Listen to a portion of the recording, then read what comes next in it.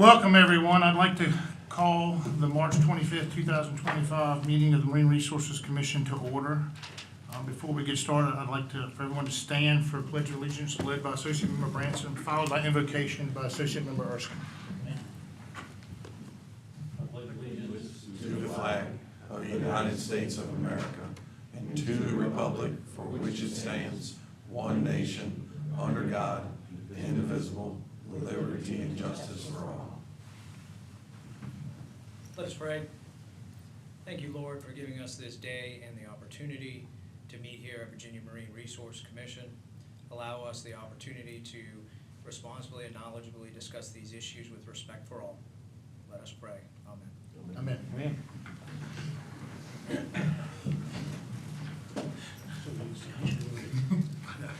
All right, welcome, everyone. Welcome again. Before we get started, I'd like to, we got to go over the agenda. Is there any corrections, deletions, or changes from the commission members or staff to the current agenda? I see all heads shaking no. That being said, matters before the commission. Motion to approve. Got a motion to approve, Associate Member Erskine. Got a second from Associate Member Branson. Any further discussion? All those in favor say aye. Aye. All those opposed? Motion carries 7-0. All right, moving right along, minutes. Is there anyone up here today that wasn't at the last meeting? Was everybody present at the last meeting? All right. Are there any corrections, deletions, or changes from the commission members or staff to the March 25th, 2025 commission meeting minutes? Hearing nothing, seeing nothing, matters before the commission. Move to approve. Got a motion to approve from Associate Member Branson. Second. Got a second from Associate Member Kellum. Any further discussion? All those who approve, say aye. Aye. All those opposed? Motion carries 7-0. Thank you.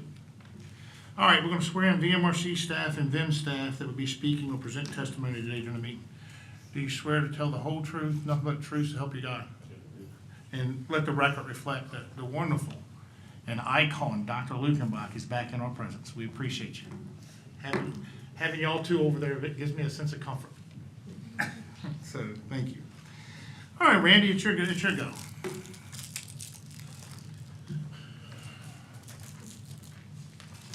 members of the commission, we want to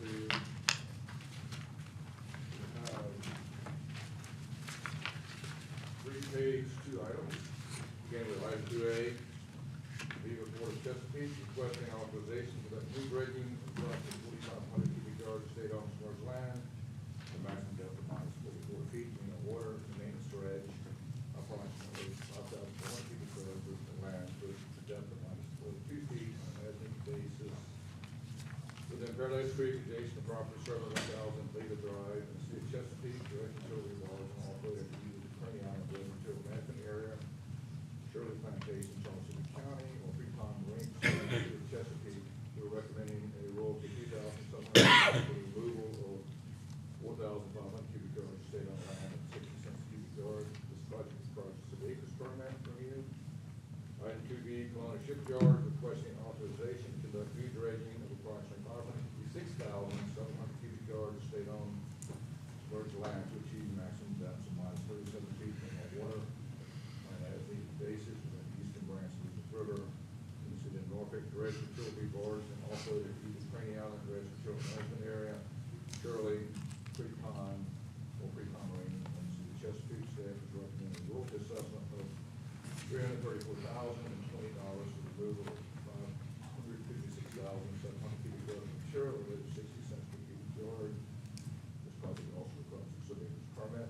And lastly, as you see, the Federal Highway Administration is requesting authorization to construct a new causeway bridge across a 214 section of Cat Creek to install 2 30-inch conduits, however, located water line, sewer line, 2 electrical conduits, and a single communication conduit via horizontal directional drill across Cat Creek.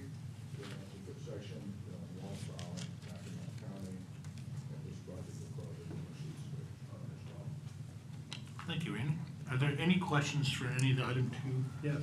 Mr. White. On item B, it's on an as-needed basis. How long does the permit last? We write dredging permits for 5 years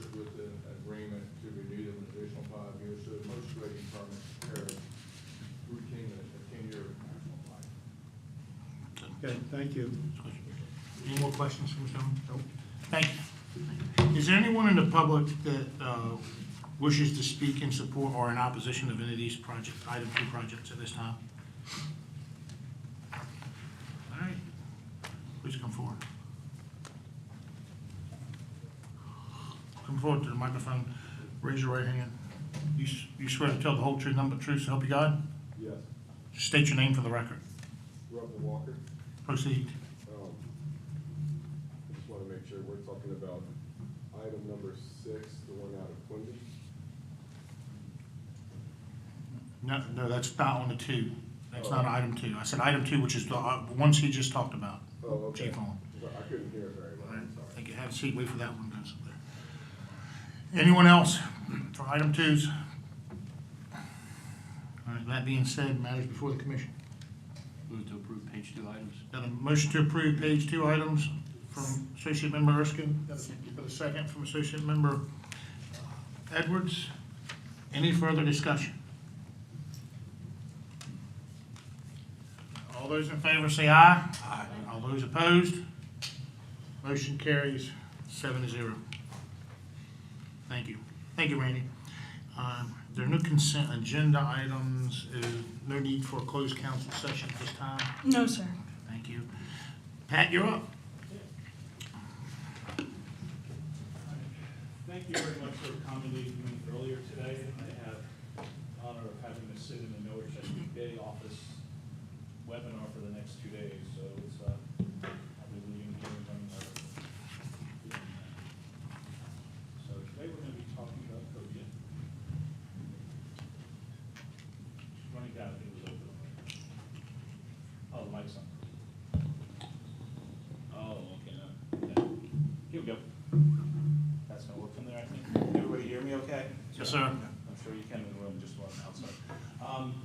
Today we're gonna be having a public hearing on Cobia for a proposal to amend chapter 4 VAC 20-510 pertaining to amberjack and cobia to revise the recreational season and size limit for cobia to comply with required reductions per addendum 2 to amendment 1 of the Interstate Fisheries Management Plan for Atlantic migratory group cobia. Just to give you some background on cobia, it's a pulse fishery, which means it's kind of quick-lived in some states. The species migrates up the coast from Florida, coming up the coast through Georgia and South Carolina. So when I say pulse fishery, in some states it's there for a very short period of time. And the only data sources we have for this is the Marine Recreational Information Program, which is our recreational intercepts that we do. And so for some of those states, it's hard to get some intercepts. So the data is not the best in some of the states. However, in Virginia, we are pretty much the epicenter for cobia on the East Coast. We have very good MREP data. Our estimates are fairly good. They're here from May. They're resident in the Bay from May until about mid-September. So, so we have much better data than some of the other states. As far as management, prior to 2019, it was managed by the federal government through the Mid-Atlantic Fisheries Management Council. However, 80% of the fish are caught in state waters. So the council came to the Atlantic States Marine Fisheries Commission and said, hey, how about we do this jointly, manage jointly. So we managed jointly for a while with the idea that eventually ASMFC would take over full authority for management purposes. So thus an Amendment 1 was created for cobia in August of 2019, effective for the 2020 season. And in that plan, it created a cobia management area from Georgia to New York originally. Now it's Georgia to Rhode Island. Florida is not included because Florida goes into the Gulf. That's a whole different story that would take hours to explain. In it includes size and bag limits, quota allocations. The commercial fishery gets 8%, the recreational gets 92%. Each state has what's called a state soft recreational quota based on the 2006 to 2015 harvest. And Virginia gets the largest part of that, 39.4%, North Carolina 38.1%. We're the two big players in this. One of the things in that amendment was that if you went over your quota, your soft quota, if your 3-year average was over that quota, you had to pretty much pay it back. You had to adjust your management measures to reduce it to get back to that level. So I'm going to show this. This is a little busy. I hope you can see these numbers on here, but I don't know. How do I bring up the pointer? right? But while she's getting over, if you look at the bottom line, it shows the quota percent and the quota fish, the soft target. Virginia gets 39.4% of the total quota, which is 30,302 fish of the total 76,980 fish. Thank you very much. There you go. Okay, we're looking at this line down here. So de minimis states are basically Maryland through Rhode Island at this point, because they meet the de minimis statute.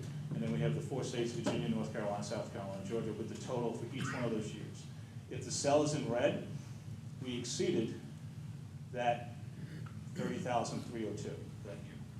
So the amendment came in place starting in 2018. If you take the 3-year average between 2018 and 2020, Virginia caught 62,245 cobia, more than double our soft quota. So in 2021, we had to take a 40% reduction. And we had to do that by reducing from, we had a bag limit of 2 per person, we reduced it to 1 per person, and the season was reduced 29 days. Move forward now to the present time, from 21 through 23. And you can kind of see where our catches were, 57,000, almost 40,000, 81,000, for an average over the last 3 years of 59,481. Under the present amendment, that would require a 49.1% reduction. How would we do that? It would be devastating to that fishery. The fishery, if we were going to maintain a 2-fish bag limit per vessel and the size limit, we'd probably go down to about a 6-week season.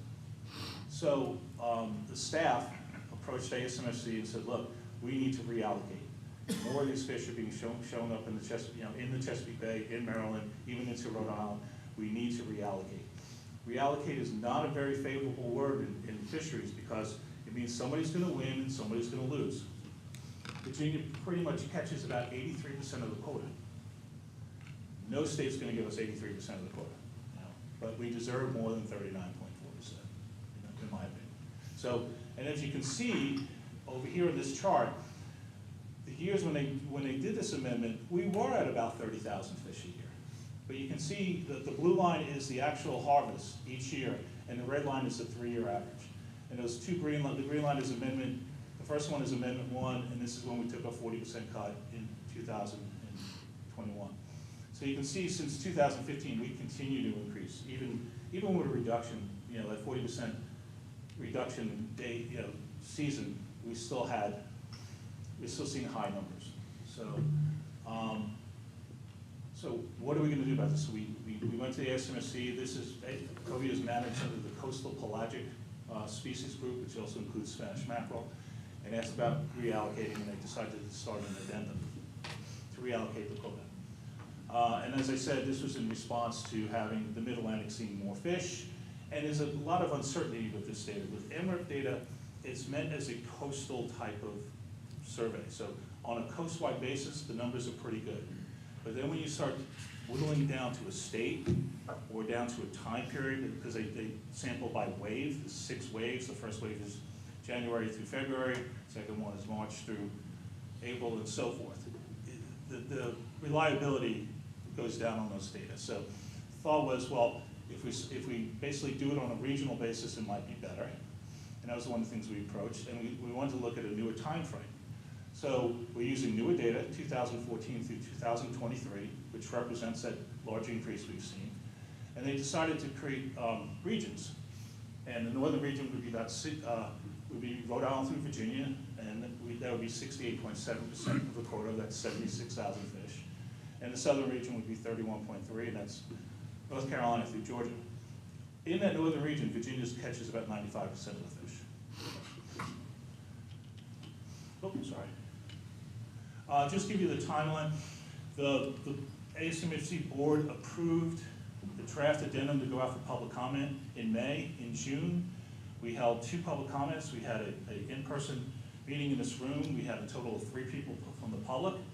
One was from VIMS, one was one of our advisory members, and one was from the general public. And but it was great to have him because he had a lot of good input. In August, ASMFC approved the addendum 2 to Amendment 1. In October, as a result of that, we found out even with this new region, we were going to have to take some cuts. So those cuts are about 14.9% reduction in our region. And so the methodologies were approved. In November, we took it to our Finfish Management Advisory Committee and provided them multiple options, and they supported this option staff thought was the best idea. In January, the northern regions had to submit an implementation plan on what they were going to do, and it was approved. And implementation is, we have to do this by April 1. So we're kind of cutting it short. And these, I hope you can see this. This shows the new and the old. So this is how it was before this new addendum, where we were doing it state-by-state quotas. Virginia got 39.4%, or 30,302 fish per year. Over the last 3 years, we caught 59,542, with a 29,000 fish overage. We'd be required to take an additional 49.1% reduction in 2025. With the new regions, in Rhode Island, it's 68.7. The recreational harvest is 52,825 fish. But the average of the last 3 years is almost 63,000 fish. So about a 10,000 fish overage. Still have to take a 15.9% reduction for the entire region. 49% versus 16%. A lot of compromise was going on in this. Ideally, if we kept it on a state-by-state basis, it would be great to have that 83%. It wasn't going to happen with 15, not 15, 11 states arguing about it. Like I said, nobody wants to give up a quota. So, we had to do this implementation with the reduction. The addendum says that the size of vessel limits must be consistent across that region, while the seasons can vary. So it's going to maintain the 2 fish vessel limit, which is status quo in Virginia. Increase the minimum size to 43 inches. Virginia's presently at 40. That gave us our greatest savings. It was about 20.5%. So that gave us a little bit of leeway to maybe adjust the season a little bit. So Maryland, Potomac River Fisheries, and Virginia all agree that we should have the same season, so we can add 5 days to that. Presently, the season is June 15th to September 15th. So Maryland was really pushing to have those days added to the end because they see some activity then. The problem is with the MREP data, a day in June is worth about 2.5 times a day in September because of the catch rates. So if we were going to add days in June, we'd probably get maybe 1 day out of it. So the idea was, do we allow them to fish early on where they may have the opportunity, there may be more fish to catch? Or would it be better to add, 5 days to the end where there's more opportunity to catch fish? So, and again, the implementation date, as I said. Moving on to the regulation, and like I said, it's chapter 4, the AC 20-510. This is section 20, which is recreational fishing, possession limit, season vessel allowance, and prohibition on gaffing. In subsection B, we're just changing the season from September 15th to September 20th, and that's on page 2 in the regulation. And in subsection, in section 30, which is size limits, on subsection 3, we're increasing the size limit from 40 to 43, 43 inches total length. And subsection D is something that was unique to Virginia. The other states didn't have this. We had an allowance of 1 fish over 50 inches per vessel. This is optional. We could keep it. We could either keep this and have it be more conservative, or we could take it out and be consistent with the other states.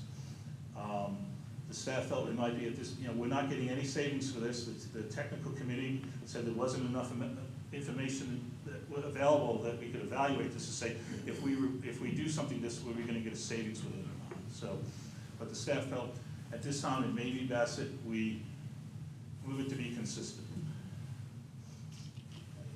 We received a total of 15 public comments before the deadline. 1 was in favor, 14 were against. There were a number of reasons why they were against. The size limit. A lot of people mentioned gaffing, which wasn't. They felt the season maybe adding the days in the beginning of the year, and I hope I explained that we'd really only get 1 extra day if we did move it into June. Put those extra 5 days in June, we'd only get 1 day instead of 5. And as I said, the FMAC voted unanimously to support staff's recommendation. So with that, our staff recommends the commission approve amendments to Chapter 4 of VAC 20-510 pertaining to amberjack and cobia to revise the recreational season and size limit for cobia to comply with required reductions per addendum 2 to Amendment 1 of the Interstate Fisheries Management Plan for Atlantic Migratory Group Cobia. And I just said FMAC supported our recommendations. And I'll just show you what those proposed changes are right there, so if there's any questions. Any quick, Mr. Branson? Thank you, Commissioner. Chief, thank you. I appreciate the great work your staff does and your actions with the Atlantic States. A question, I know a couple anglers had reached out to me about the 5 days in September versus 1 day perhaps in June. The other states felt the 5 days in September was the best option for them. It was best for Maine. The season can be variable by states, but the Potomac, Maryland, and Virginia all have decided we should have the same season. So Maryland preferred to have those days added to the end. Commissioner, if I could ask another question. Proceed. About the spawning, I remember in 2016 to 18, what I called the Great Cobia Wars with South Atlantic Fishery Management Council and all the data issues. We moved from 37, I think, to 40 at that time. And if I recall correctly, about 30% of the prior year's harvest was that 3-inch slot size, and those are all spawning biomass, basically, which was the biggest thing that we could possibly do. And you alluded to it when you said when we go to 43 inches, that's the biggest change we could do. Is there any science behind the statement that the larger fish over 50 inches are better spawners or more prolific spawners than the fish that are 40 to 43 inches? In theory, a larger fish is gonna be more fecund, just because of its size. Okay, yeah, that was a question people had asked me. I don't know the answer. I know I threw that one out there for you, but. I mean, at some point, some species like this, when they get very old, they may not produce as much because they're stressed out because of other issues. Okay, all right, thank you. Mr. Harrison? Thanks, Chief Gear, for the presentation. I had a question, I guess, overall, generally speaking, is the recreational cobia fishery overfished or overfishing occurring? No, right now it's not, but that's a good question, thank you. The last stock assessment was in 2020, and it wasn't overfished, overfishing wasn't occurring. The next, we're not gonna have an update or a benchmark. It was scheduled for 2026. The Southeast Fisheries Science Center is responsible for doing it. The person who's doing it has left. So that put it into limbo with the present situation with the federal government. We don't know when that stock assessment is going to be done. So it could be 2027 before we see a new stock assessment. So it's kind of outdated at this point. So, as a follow-up, sir? Yes, sir. My next question likely would be, then why wouldn't they raise the quota? Raise the quota? Yeah. Because they don't, because that quota is based on the stock assessment of 2020. Right. So they'd have to have a new stock assessment or an update. So Okay. I believe, I think it was in 2019, 2020, they had an update, and we got a slight tick up. We were like 29,900 fish, and we went up to the present with the new stock assessment, the updated stock assessment. But we haven't had an updated stock assessment since 2020. So they would, ASMC, it's probably not wise to, increase a quota, a coastwide quota without having a new stock assessment to support it. Right, I mean, I understand it's kind of in limbo, in the middle of that Yeah. next stock assessment. It just seems like there's clearly a lot more fish, maybe Virginia waters, for the northern region that's been determined. It just seems like there are a lot of fish out there, so why wouldn't they, look at increasing the quota as opposed to these kind of reductions? Well, and this short was season? kind of a compromise, not having that stock assessment to know what we can raise that coastwide quota to, reallocating it, knowing that there's more fish entering the Mid-Atlantic and residing in the Mid-Atlantic, increasing that quota for the Mid-Atlantic higher.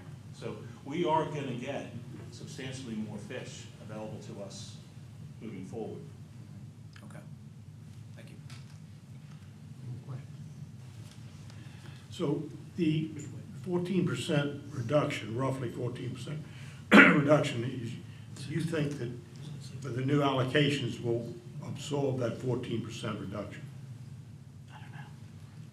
It would be better, much better than what we had. You can see even when we had that reduction that we took in 2021, we were still exceeding our limits, exceeding our quota. So it's going to be better than it was before.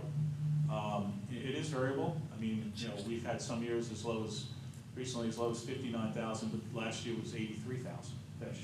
So, it's a very popular fishery in our state. A lot of people enjoy doing it. It's becoming, you know, it's easier to do as time goes on with the flying bridges. It makes it simpler. I don't want to say simpler to catch. It's just, you have a better advantage of catching them. So, it's gonna help. That's all I can say at this point. It's like, I think if we remained where we were, we would have been in a lot deeper situation than we are. Just for my information, the other northern group states have really low quotas. Is that because there's just not a lot of fish there, or there not a lot of fishermen, or what is it? The quota is based on historical landings. Right. So, it used to be based on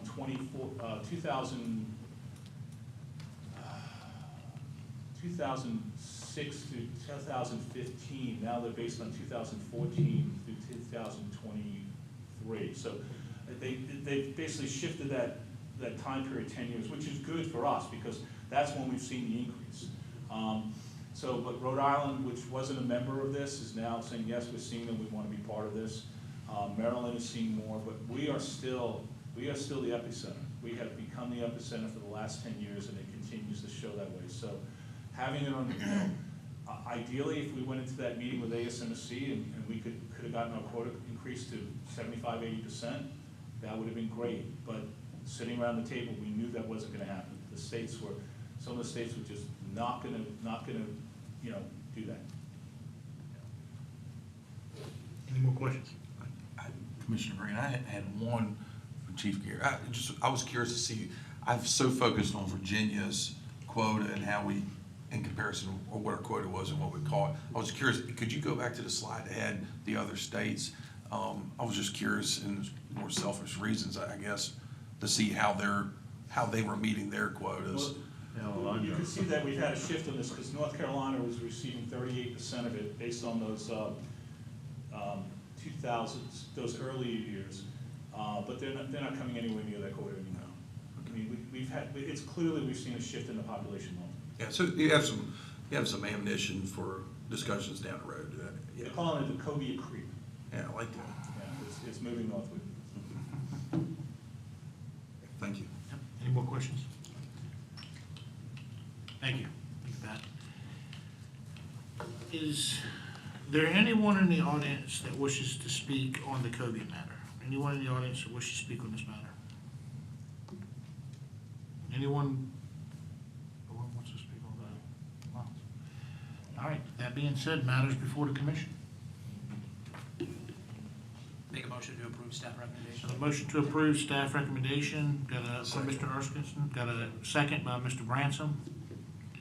Any further discussion? Further discussion. So we have a properly made motion by Associate Member Erskine to approve staff recommendation, properly second by Associate Member Bransom. All those in favor say aye. Aye. All those opposed? Motion carries 7-0. Thank you, Pat. Thank you very much. Thank you. Randy, you're up again. Sooner than I thought I would be.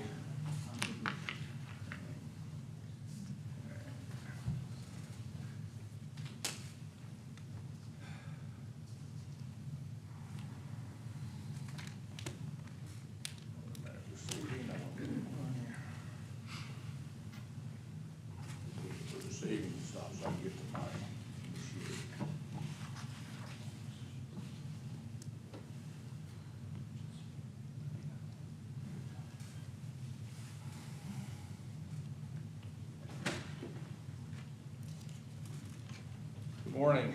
The Corps of Engineers is requesting authorization to place via hydraulic means approximately 162,500 cubic yards of dredge material for the Quinby Creek Federal Channel Maintenance Project on state-owned wetlands and submerged lands along Upshur Bay in Accomack County.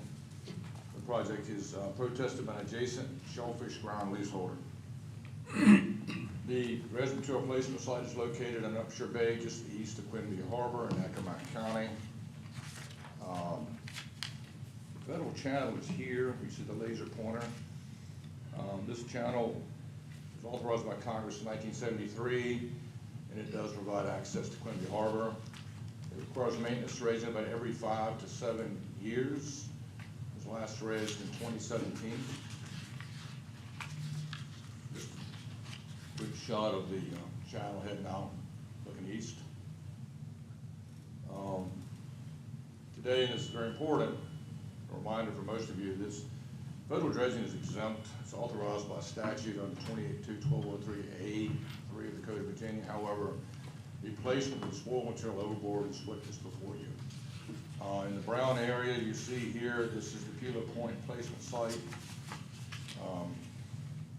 It sits on public ground, which is the aqua color, and adjacent to state-owned marsh meadowland.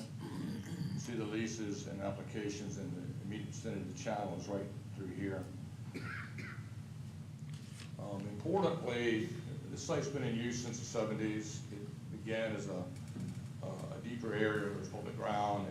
With the years of use, it is now mostly an intertidal flat now. The brown area is where the material will be placed. Your blue line is your current mean of water, so you're only going to see some sub-aqueous placement here, tiny bit here, and then there's a couple of holes in the site. But for the most part, it places the material on an intertidal flat.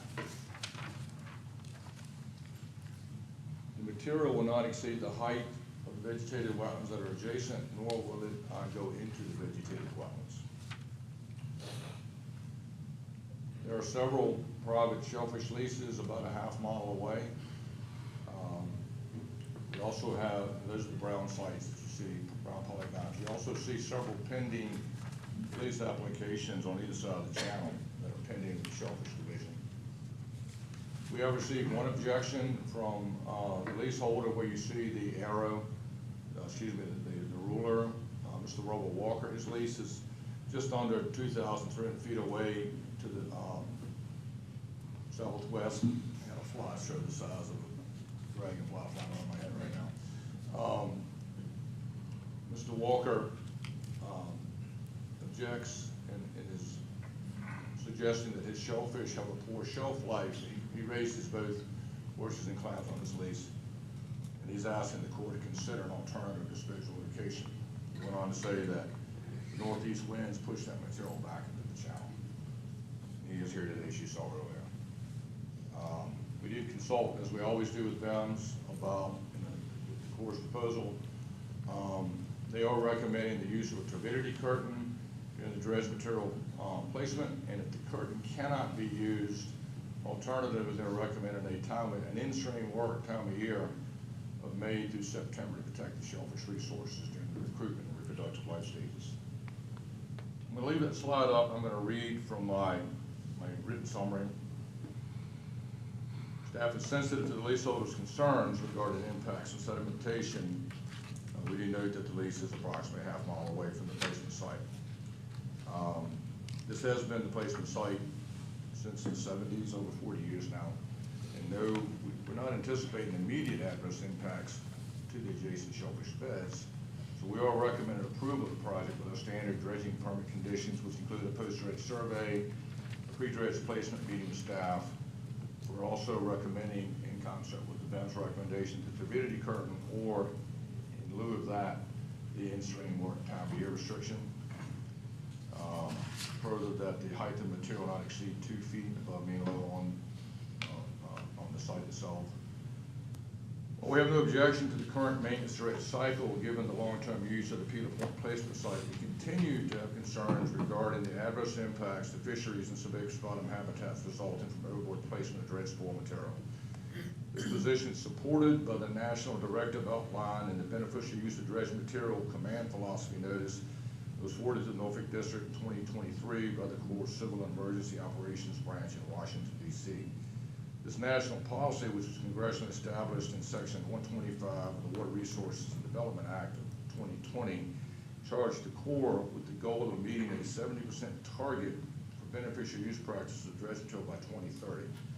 So as such, we're additionally recommending that the Commission require the Corps to incorporate a plan for the beneficial use of dredge material at this site for any future maintenance cycles beyond the current cycle. So those are my comments. Thank you, sir. Thank you. Any questions from the commission? Mr. Branson? Chief, thank you. The beneficial use dredge material command philosophy, you forwarded that to the Army Corps, I guess, according to your write-up here. And They know all about it, it came to them from their there has been any headquarters. discussions between them and us about what they want to do, actions they want to take? You know, they've asked to just status quo, to continue to use the site as is. Okay. Any more questions? Is there a plan for future maintenance and place to put the dredge material? Well, they've used this site since 1973, Right. and I know the Corps representatives here, but I would anticipate you're gonna see the same request for time to come.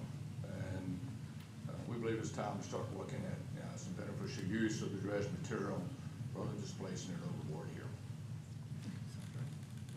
Ms. Callum? You mentioned if the use of a turbidity curtain was not possible, why would it not be possible to place it there? I can't imagine it would be. Okay, thank you. Mr. Branson? Thank you. Chief, in the previous application the Army Corps had, one of the stipulations or requirement was that they agreed to evaluate other alternatives to the overboard disposal site adjacent to the North Channel prior to the next projected maintenance dredging. Well, here we are. What alternative sites have they identified? So, the last 10-year permit, and typically what happens is they come in and get a permit, and after 5 years, we review it. The last 10-year permit included both the Quimby channel as well as 2 other channels. And I've actually got the permit conditions on the screen in front of you, item 22. At that time, the commission charged them with bringing in an alternative to the North Channel, which is not before you today. They've broken North Channel out of this application, only brought you Quimby this time. They may be able to speak to North Channel when they get here. And what I'm basically saying is, now that there's this national directive for all poor projects across the nation, whether it's Quimby or North Channel or, up the James, we're saying it's time to start looking at beneficial use more critically. And we do have a shellfish leaseholder today with concerns about this placement. Mr. Erskine? Chief Owen, the actual makeup of the dredge material, can you discuss that? Is that predominantly sand or mud, sand, silt? That's a great question. I wish Claire was in the room with me. I believe it's less than sand. I can dig it out of the application in a few minutes. They may be able to tell you when they come to the podium, sir. But the site itself is really muddy where the placement is, so imagine it's less than clean sand. Okay, thank you. Any more questions? Thank you, Randy. Yes, sir. Thank you. Is the applicant or a representative of the applicant present and wish to speak? Please come forward.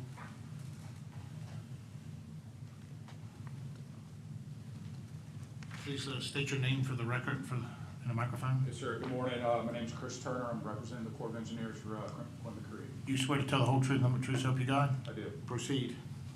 Hi, good morning, staff. Randy pretty much stole my thunder, did a great job with the presentation. Like you said, we've been utilizing the Quimby overboard placement site since the late 70s, early 80s. It's been a very successful project, building the marsh and extending the intertidal wetlands. It's been a great site for us. It's adjacent to the harbor and to the channel itself. We last dredged, and like Randy said, in 2017. We typically try to dredge the project every 6 to 8 years, depending on budgets. So I'm here to answer any other questions you may have. Mr. Branson? Thank you, Mr. Turner. Doing a little research before the meeting, you dredged in 2017, correct? And I looked back at the Coast Guard 5th District Notice to Mariners, and they showed shoaling in that channel in 2020, is their first notice to mariners. And one of the concerns that the protestant brought up was the northeast winds, and he's southwest of this proposed disposal site. My question goes back to, you're basically dredging a channel, and the winds and wind-driven waves are going to push sediment sand and everything right back in the hole you dug. And they did it in 3 years since your last dredging, and if you dredge every 6 years, you know, why wouldn't you look to another alternative disposal site that may not have impact to the aquaculture that's there, because it's growing even more in that area? Can you talk to alternative sites that you might or might not have looked at for this particular application? Currently, we're not looking at other sites. It's not in the budget to look at other sites. We don't have money for it. We're started doing some modeling on the Pillar Point site and. The site we're talking about? Yes, sir, the Pillar Point Overboard site. And basically preliminary resolution of that is the material is staying in place during like ambient conditions. It's only moving during like storm events like nor'easters or hurricanes or, you know, those anomaly events. Like I said, you were asking Randy, it is a very fine grained material. It's mostly silts and clays. It's trace sands, and it's a dynamic environment. Upshur Bay is a shallow water bay. I believe there's a 3.5 to 4 foot tide range, so at low tide, you might have a foot or two of water, so it doesn't take a whole lot of wind to churn the sediments up and, you know, get it moving through the system. Mr. Erskine? Sir, your modeling you were referring to with preliminary data collection determined that in storm events, it may actually move. It is mobile. How far did that modeling show that it moved? I don't have the final results for that yet. Okay. Mr. White? So there was a drawing up there that he showed that there was a flat, mud flats they called it. Yes. And some of the areas around it were wetlands. And you're basically taking some wetlands and making mud flats out of them, is that correct? No, we're trying to pump the dredge material as close as we can into the Pillar Point marsh. And we're basically pumping the material, and we're basically trying to create additional intertidal mud flats. Tell me what the difference between a mud flat and a wetland is. My understanding of a wetland is it's got, you know, it's a stabilized environment that's got vegetative grass on it, where a mud flat is only exposed, you know, half of the day. Right. So So it's intertidal. So the material you're putting in there, are you covering wetlands No, sir. and creating No, sir. mud No, flats? just the 'Cause- we're creating additional intertidal mud flats within the placement prison. Any more questions? Thank you, sir. Is there anyone in the audience that wishes to speak on this matter? Mr. Walker, I believe you're up now. I'll go ahead and start off with you. You've already been sworn in. Just state your name for the record, please. Rebel Walker, Proceed. thank you for letting me come up here and share my point of view, and thanks to the other guys that presented. I think they did a pretty good job also. My suggestion, at least just for this first year, if they could just move the placement site a little bit to the east into Major Hole Bay. If I can get a map, I don't know how to read the slides up. Randy would have to pull that up, I think. If you wouldn't mind. Thank you.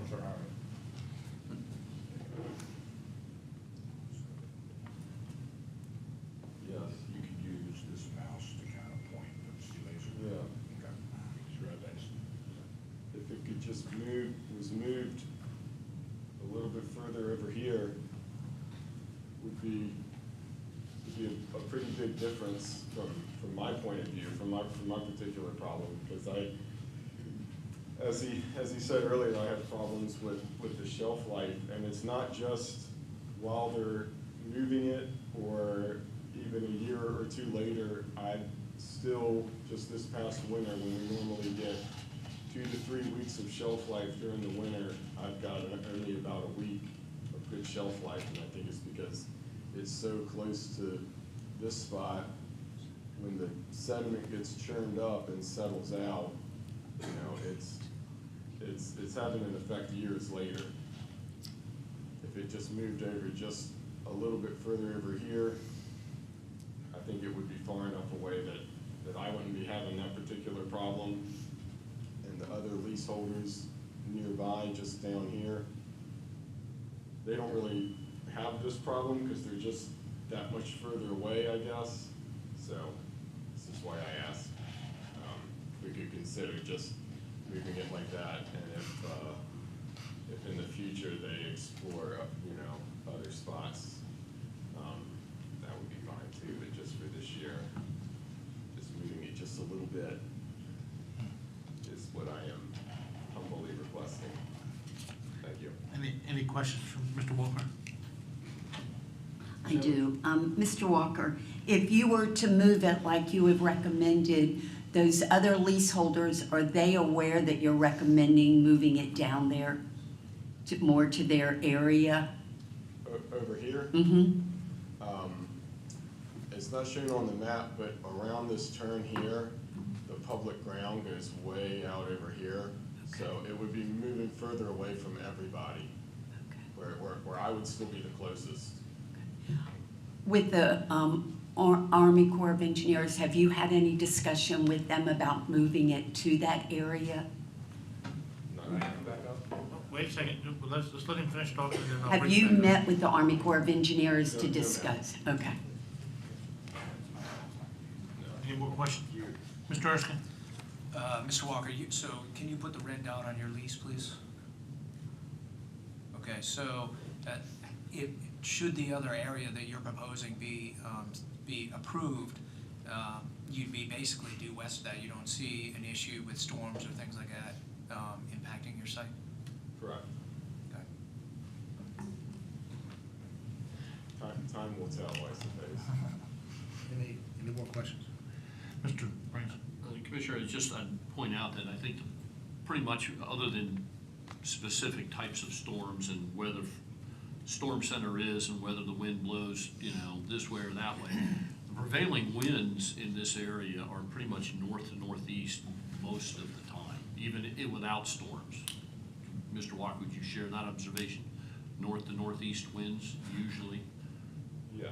I mean, they come from the north, northeast. During the colder months, yes. Yeah, in the winter time, Yes. yeah. And the other, and you, as you stated, the other leaseholders that are just southwest of you, you can't see them on here, but I looked through and I saw you're the only one that has that lease there, and I saw the names of the leaseholders in the other areas. They're all southwest of you, but you say they haven't experienced any of the shelf life issue that you have? That's right. And you attribute that to perhaps the sediment or Yeah, I'm just. silt or much whatever it closer, is? Yeah. But I think it crosses over me and then fills back into the channel, and not as much makes it all the way across. Yes, sir. Question? Mr. White? There was a statement that the Corps made about considering other locations or places, but it wasn't, the money wasn't in the budget. And we're starting to hear this more. I think we just heard it last meeting on the Nancock thing, where they wanted to take the dredge control and put it, we suggested they take it and put it around one of the islands or something, and they didn't have the money in the budget. This is something that's gonna keep coming back every year or 2 or 5 years with all the dredging going on. We're gonna have to make decisions on. And I'm a little bit not comfortable with covering wetlands with mudflats. But this is just something we gotta start considering about. There's never enough money in the budgets to do these things that maybe we should consider doing. Okay. Any more questions? Thank you, Mr. Walker. Before I turn this back over to the Army Corps, is there anyone else in the audience that wishes to speak on this matter? Anyone for or against? All right, sir, come on back up to the microphone. You can get clarification and maybe even comment on whether or not you have the ability to move it.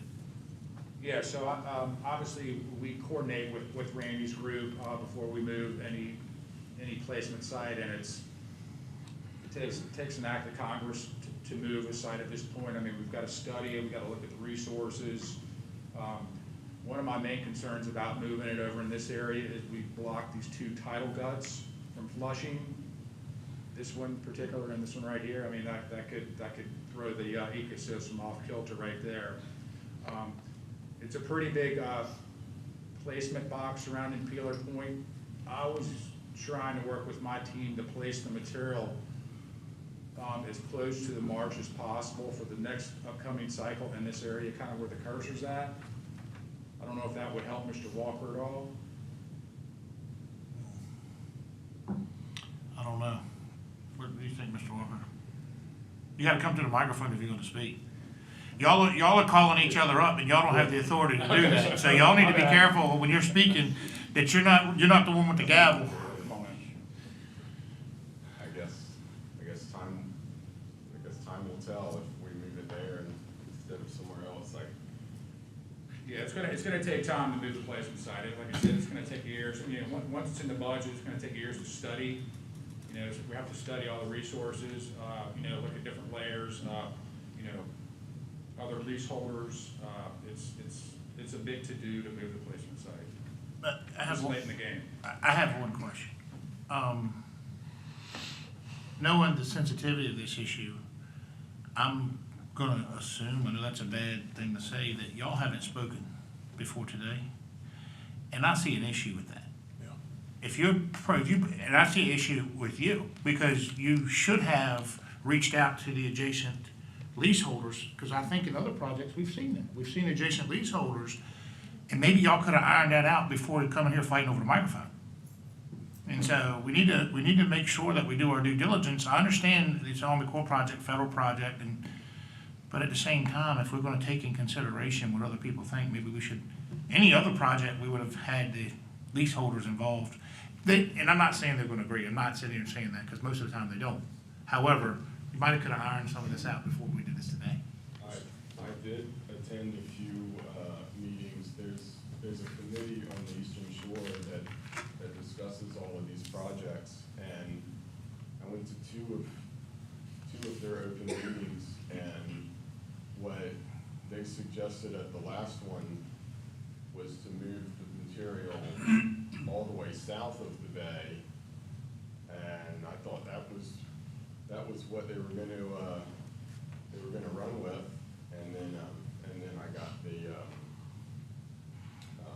Well, to defend, letter through the VMRC. And not to be a defense for Army Corps. When they get these monies for these projects, they don't get the money to move it all over the world. They get a certain amount.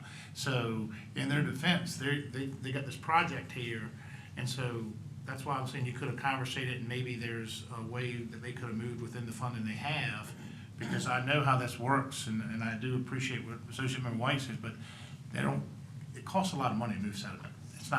It costs a tremendous amount, and so, and finding a location for it's not easy either, because nobody wants it. Right, we try to follow the federal standard, like the least cost environmentally acceptable alternative.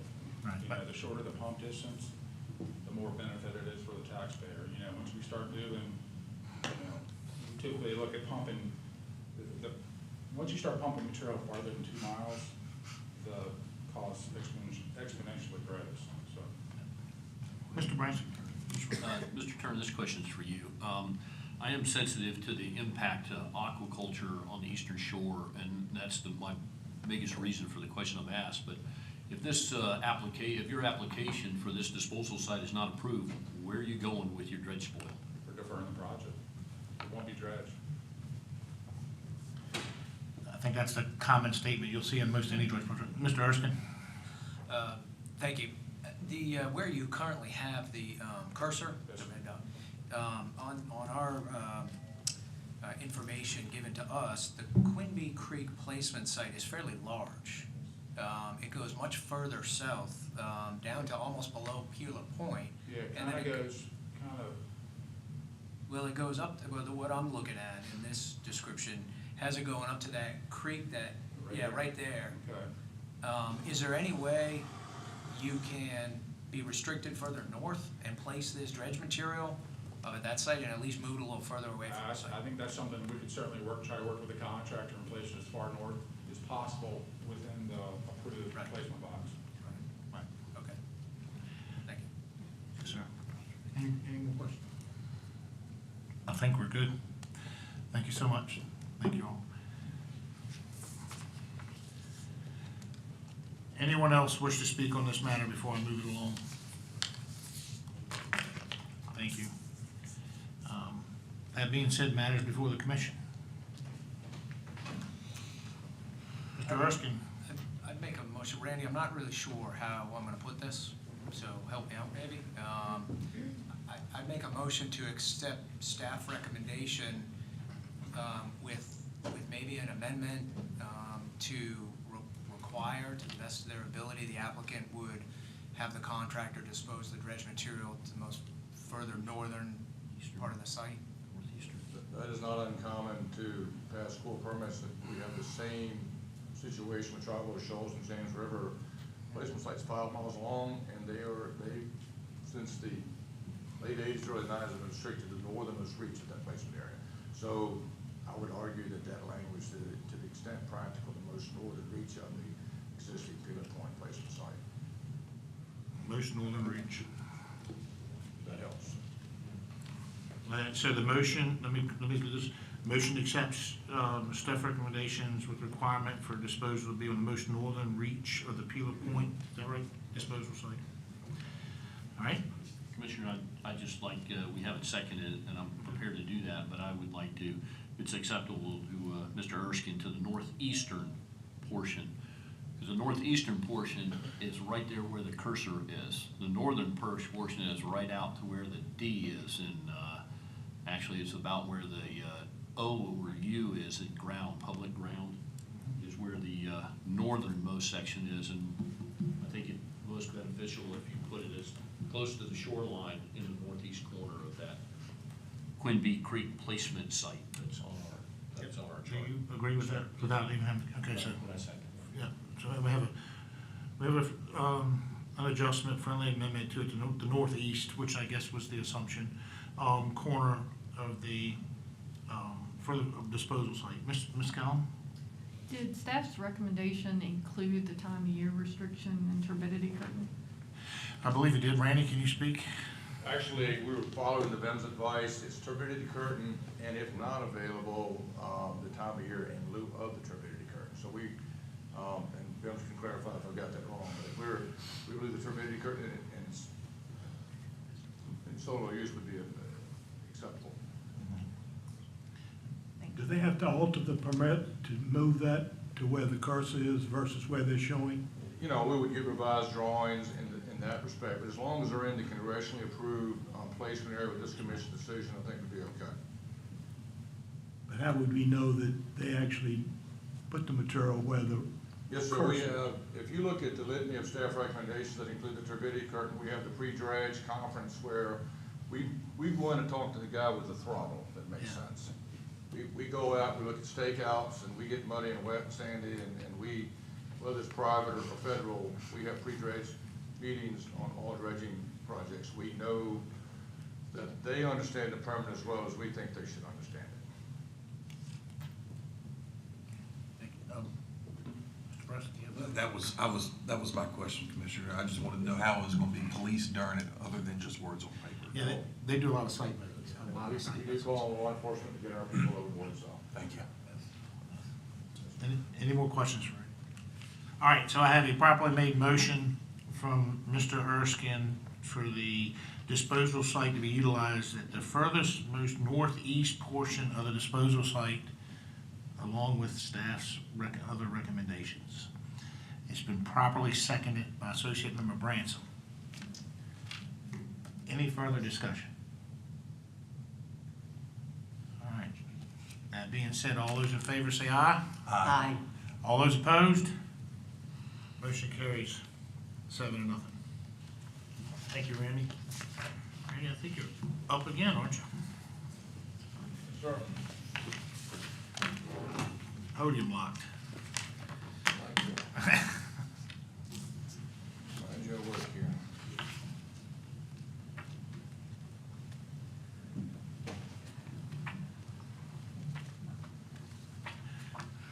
So, this case was in front of you in January. It was for the, so today we're reconsidering the matter for this after the fact request by Mr. Clark to retain a 100-foot vinyl bulkhead that was constructed in York County without the DRC authorization. And civil charges assessed against the responsible marine permitting agent and the contractor. And the commission directed us to bring it back to you if the civil charges weren't paid in total. And they were assessed against the permitting agent and the contractor.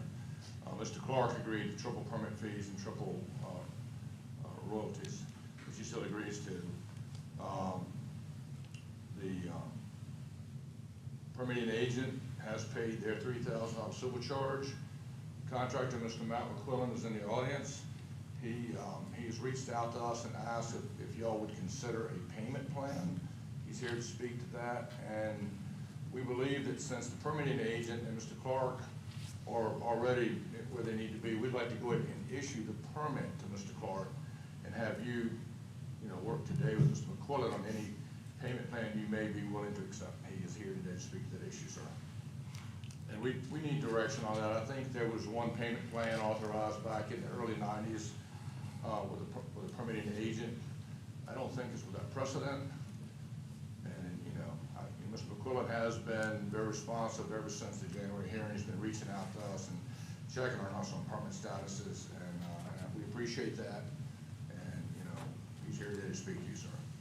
Absolutely. Any questions for Randy before I bring up Mr. McClure? Thank you.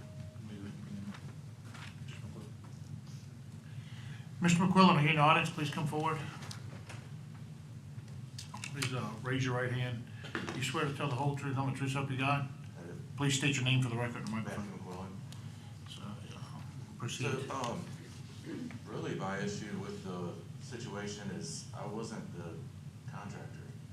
Living Shorelines was the contractor on the job and the permitting agent. So my, I guess, question to you guys is I was hired as labor and equipment for the job. The contract was between Mr. Clark and Living Shorelines, who was also the permitting agent. Would defer to counsel on that one. And I have a copy of the signed contract between Mr. Clark and Living Shorelines. I would need a lot more information before determining who is the appropriate party to be assigned responsibility.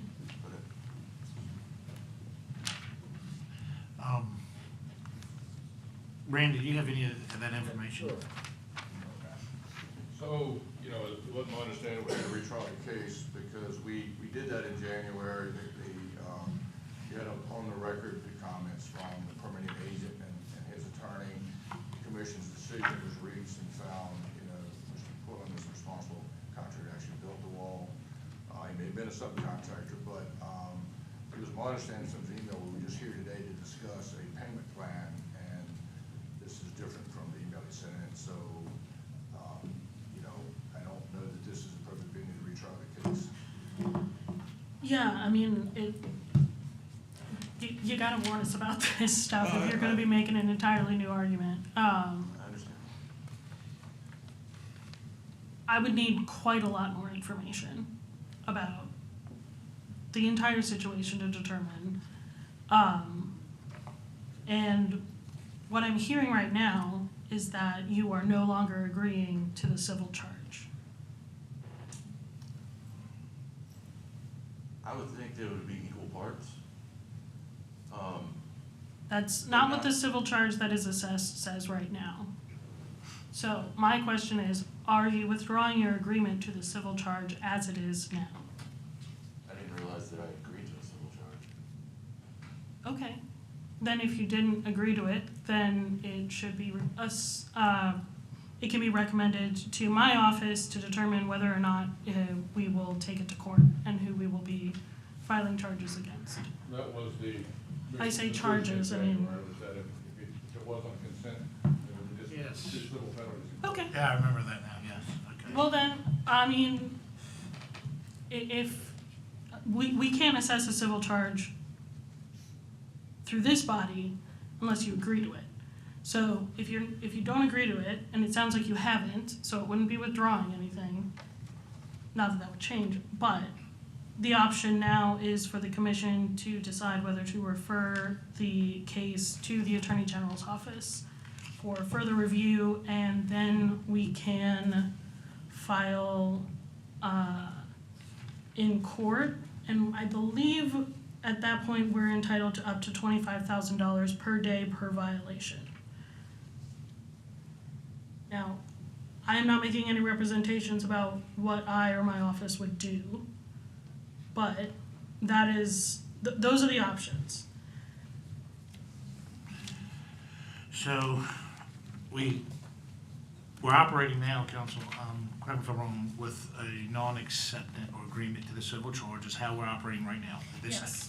Yes. That being said, the only option the commission has, if the civil penalty is not accepted, is to pretty much defer it back to the AG's office. There's really no other action you can take. Yeah. And so, that being said, if there's no acceptance of the civil charge, then it has to be referred back to the AG. And I'm not hearing anything from anybody. Do they have to have a permit to do the work? Yes. Do we have to just not, can we not issue the permit? I'll get to that after the civil charge thing, and I was gonna ask council. I would imagine that would prompt some civil activity. Yeah, and so I don't know the legality side, that's a different question, whether or not we can vote on a permit after this, but we gotta get past it. He has to accept the civil charge, and he's not, which means we have to defer it back to the AG's office. Then we'll go talk about the permit after that. So, So I'm confused, there was not a permit in place for this? Randy, come please and explain. All right, so the commission's January decision was to hold the permit in abeyance until all the civil charges were agreed to or not. To bring it back here to or not, so we seem to be there. We are, however, we did receive the civil charge, it was accepted by the permitting agent. Mr. Clark has agreed to the triple permit fees and the triple permit royalties. We're recommending that you let us close out the permit with Mr. Clark, and that whatever decision that the commission, Mr. Quillen, make on either civil charges or civil penalties pursuant to 1213 of the Code of Virginia is the action that you follow.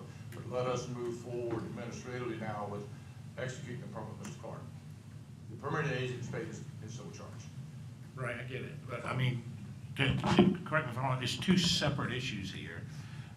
At this point, is whether or not he accepts that civil penalty and move on, and then we can discuss whether or not council thinks it's appropriate to accept staff recommendation of moving forward with permitting it. But I think we need to get past the $9,000 civil charge first.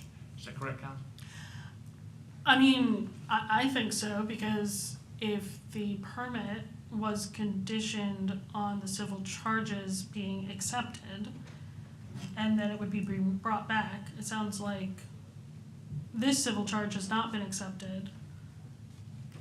So we need to nail that down, and then we can move on to the permit.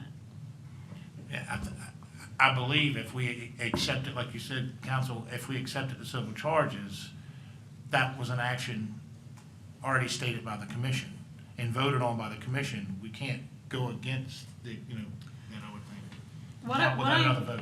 What I've been looking up is there are reconsideration provisions.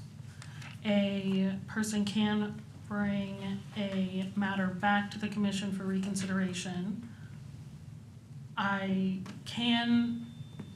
We can take this as a request for reconsideration. So I think what we need right now is a decision on this right here. Civil charge. Do we want to, you can change the civil charge, you can refer to the AG's office. If you change the civil charge and it is still not accepted, then it needs to be referred to the AG's office if you so choose. Thank you for counseling. I agree with that. So right now, before the commission, is the $9,000 civil charge on Mr. McQuillan. We're gonna get a motion, right, correct, get a motion for this? Yes. All right, so I want a motion on how the commission wants to act, whether or not they would refer as is to the AG or revisit it. Is Mr. McQuillan finished? If he's finished, then Well, he hasn't accepted it. So far as I'm concerned, he's finished. Are you gonna, if he's saying he's not accepted it, so we're finished at this point. With him, the commission's gotta act now. Is it possible for us to discuss like a payment plan or something that might help him with his? He's not accepted it though. He has to. Well, I'm wondering if he might accept it if there was a payment plan in place, or can that be discussed? I think it is appropriate, if you have questions for Mr. McQuillan about what he will or will not accept, that is appropriate. Mr. McQuillan, the court ball's in your court. I mean, what, So, my question to you guys is, how come my fine was 3 times the amount of the contractor's fine? that matter was handled before the commission. I don't have the minutes in front of me. What I heard him say is the fine shouldn't be his anyway, because he's not the contractor. Originally. Is that correct? I mean, correct, yes. Yeah. So, let's just deny the permit and let them sort it out. In the same hand, I don't wanna put the homeowner in a bad place with not having his permit, because I don't even know what it's for. I don't even know what this, like, I was under the assumption that the permit had been issued before we did the job. Yeah, I know, but we had this discussion. I don't think you were at the meeting. He wasn't No present. one, he was not here. We had this discussion and discussion that, and I'm not gonna, I don't wanna be quoted on the minutes, but I believe one of our associate members said the work was done without a permit in hand. Is that correct, Randy? Is that the, Yes, sir. and so you didn't have a permit to do the work you did, regardless of whether you were the subcontractor or not. So you didn't see the permit because it didn't exist. Is that correct, Randy? Can I come forward? Yes, sir. So all parties were invited to the January hearing. Mr. McQuillan didn't choose to show. The application was to replace the bulk in the same footprint. It was discovered to be constructed approximately 2-foot channel to the That's wall, right. which put it out. So there was a no permit necessary letter sent to Mr. Clark for the wall to be replaced on the same alignment. It was constructed, channel to that alignment over state-owned commercial land. So as we speak, the bulkhead sits constructed but without permission on state land, and we believe Mr. Clark, the permit agent, we think we're satisfied with them, and we don't see a problem separating this issue from the permit and the permitting agent. But the permitting agent testified, during the hearing in January, that the wall was constructed by Mr. McQuillan. And it's the practice of this commission, and has been for as long as I've been here, the contractor that builds the wall, or the subcontractor, the guy driving the nails and driving the sheets, is who is brought in front of the commission. Right. Yes. So, and I'll repeat what I said. It needed a permit the way it's currently there. Correct. And there's no permit that exists for it, but it needed one. It only did not need one if you were maintaining your original footprint. But because we're not there, that's why you need a permit. And there's none that exists, so you wouldn't have seen it because there was never an application for it. So, Mr. Hurst? Mr. McQuillan, were you notified of the January meeting, Yes. and why did you not attend? So, my attorney and, Mr. Carnell's attorney is the same guy, Mr. Ware. I reached out to Mr. Ware because when I got the letter about it, I was kind of blown away that I was being brought into it because I wasn't even the guy who signed the contract with the homeowner. So I reached out to Mr. Ware, asked him if I needed to attend the meeting at all. I'm working every day. Do I need to be there, or are you handling this? I didn't hear back from Mr. Ware. It went to the back, my fault. It went to the back of my head, didn't think about it. Then once the meeting was heard, I got the email saying that I had a $9,000 fine. So that part of it, I'll take responsibility. I didn't come because I didn't think that I was really even involved in it, and I didn't hear back from my attorney. And he went to the, Mr. Hand? I believe that contractors, subcontractors, everybody needs to know if there's a permit. If somebody lied to you and said there was a permit, go ahead and start construction, you have a huge gripe against them. correct. And a huge gripe that I have a 3-time amount fine. He had a $3,000 fine, I had a $9,000 fine. Well, maybe he got off easy, maybe not, but, I think your gripe is with them and not with us, is my opinion, that it's the responsibility of contractors to know that there is a permit. And if you trust their word on it, or if you don't ask the question, or just, it can get you in some trouble. And that appears to be what's happening here. It may not be fair, but it's the rules, and it's the contractor's responsibility, in my opinion. Randy, can you come to public? Well, I got one question for you real quick. In the event you get a permit to do this work, it is supposed to be displayed. Yes, sir. Thank you. No further questions. But to be clear, there was a permit issued for this job, correct? Just not for 2 feet in front of the existing wall. As Chief Gear already cleared the air with, no permit necessary in the same exact footprint, which means there would be no permit because it wouldn't be necessary. The fact that you went outside of that footprint is what I understand. you made changes to the ball game here. So we're back at civil penalty, $9,000. Any more questions or any more statements for or from? Mr. Green, I have one for the gentleman. What did you build the wall off of? What plans, The ones that were generated by Mr. Carnell.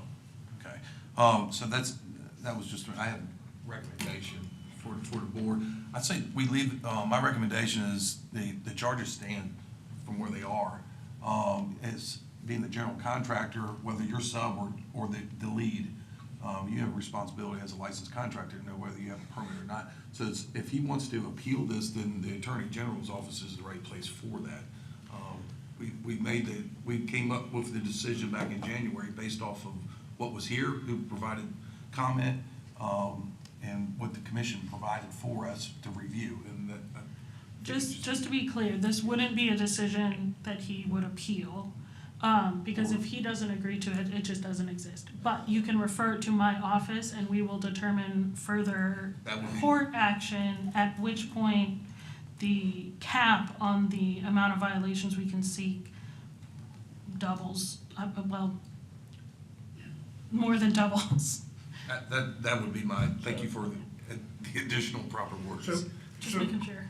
So I'll ask this one more time before I ask you if that's a motion. Is there any type of payment plan, a reduced amount, whatever it is, that the subject is willing to offer the commission, or the commission's willing to offer the subject? If not, we can move on. But that's the final answer is it, if it stays $9,000 civil charge and he doesn't accept it, we've got to do what you just said. So there's only option, so.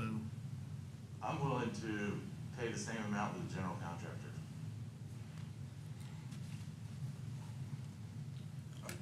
Mr. Commissioner, I believe that those dollar figures were based off of a guidance of how it's rolled out, per landowner, per contractor. We went off of something black and white. Yeah, Randy, if you could come up and give clarification, this is typically the practice by the. If you have a supercharger matrix with an XY axis, it looks at degree of encroachment and degree of deviation, and it's actually where when y'all do assess superchargers and it's a permitting agent. We've done it twice now, but the XY axis was basically, as far as the degree of encroachment and deviation, is generally applied against the contractor. The firm that's actually constructing the wall. Which was Mr. Carnell, and I have a copy of the contract between him and Mr. Clark. So if we retry that, you'd have to bring the whole thing back. Yes, and I take the contractor as here from my chief, is the one who actually put it there. You know, That's a consideration that my employees should be in front of me. You're in charge of your employees, buddy. Well, Mr. Carnell was in charge of me. All right, so you're not going to accept it, yes, sir? Sure. Let me just move this along if I can. I'm going to move that we refer this to the state's attorney's office in light that Mr. McQuillan did not accept the civil charge. Thank you. Move to send to the AG's office. I second that. From Mr. Branson, a second from Mr. Preston, I get it straight. Mr. Preston, any further discussion? All right, all those in favor say aye. Aye. All those opposed? Motion carries, matter referred to the AG's office. Thank you, Mr. McCullough, for your time. So now we got the permit to talk about and discuss.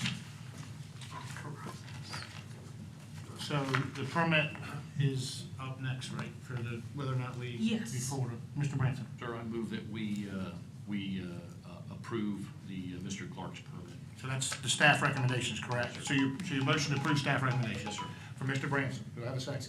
Second. Got a second from Mr. I got a Branson. question. If we don't approve it, what happens? Come on, Randy, explain the process. Explain the process. He's already done the work. The wall's in place. It was not our recommendation to remove it. Mr. Clark has been very forthcoming. He relied on his contractor and permitting agent. In fact, Mr. Clark is a lifetime resident of the, excuse me, I got that wrong. His life rights to be there. The owners are not Mr. Clark. In fact, Commissioner, 1 second. It's the most convoluted thing. I failed to give this to you. It's basically an email that came in this morning from the owners arguing that their role in the, as far as role should not even been assessed, but let me get the voting. Please. This is interesting. It's basically an opinion that they're offering to you, but it is our opinion. He has life rights to the property. He is contracted for the bulkhead. The bulkhead is constructed. It's been repaired by the permitting agent when it was built without return walls. This has been an ordeal. I am not recommending that you deny this permit. I would like to, I think you have it where you need it, but I think they should stop taking it out. All right, so I have a motion, I have a properly made motion by Mr. Branson to accept staff recommendations. It's properly been seconded by Associate Member Preston. We're not going backwards on that. If I don't have an amendment or any other further comments or anything like that, we're gonna carry this one to a vote. All right, properly made motion to accept staff recommendation by Mr. Branson, properly seconded by Associate Member Preston. All those in favor say aye. Aye. All those opposed? Nay. I got one nay. I got 6 ayes, and Mr. White is nay. 1 nay, 6-1. Motion carries. All right, Randy, you're up. Podium block, podium block.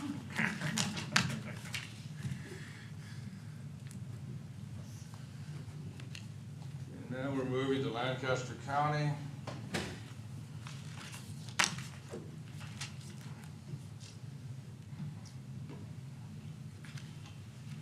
Yankee Point Marina is requesting authorization to construct a replacement boat ramp, temporary coffer dam, new tending pier, and dry hydrant at the existing marina, 1303 Oak Hill Road along Meyer Creek, a tributary of the Cortona River in Lancaster County. Project is protested by nearby property owner. The yellow icon indicates the location of the marina just west of the Mary Point Ferry in Lancaster County. Yankee Point Marina is a full-service boatyard marina, 101 slips, 40-ton travel lift, mechanic, carpentry shop. The upland amenities include restaurant, swimming pool, ship store, and parking for the vehicles and storage. You can see many of the vessels under repair sitting up on the timber rack. Fairly straightforward request. They want to replace the boat ramp. It's in poor shape. They want to build a new tending pier. They'll actually put a helical anchor on the inshore reach so they can pivot that pier away from the ramp and then bring in the wider beam catamarans. That'll require them to lose these 2 wet slips as well as this one here. They're also going to, for county services, they're going to put in a dry hydrant. This is the only public boat ramp on the Cortona River. Because of the protestants' concerns, I asked Lyle and Alex to accompany me. There's Tiffany sitting there against the wall, the owner's standing right here talking to his employee. I've got 3 ground shots just showing you the disrepair of the ramp. Now we're looking back down the ramp, and this tending pier will be replaced, and that dry fire hydrant will come in, inlet will come in right here. pour the new ramp, of course, in place. Just another shot. We have received 4 total comments, beginning in December, all from the same gentleman, Kenneth Knoll, nearby property owner. He was the former owner of the marina. He argues that the application is incomplete, contains errors, that the ramp will adversely affect the river's current sediment flow around the ramp's location, leading to increased sedimentation accumulation to his property. He also argues that the applicant has lawfully dumped truckloads of gravel down the ramp to create a larger ramp. His property is here, it's his home with the cursor on it. He's about 675 feet southeast of the ramp on Myers Creek.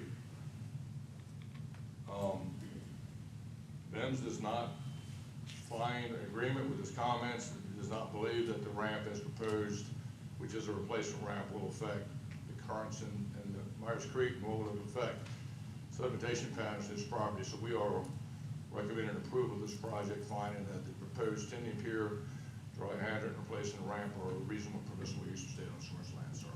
That's all I have. Thank you. Any questions? Chief Owen? Mr. Branson?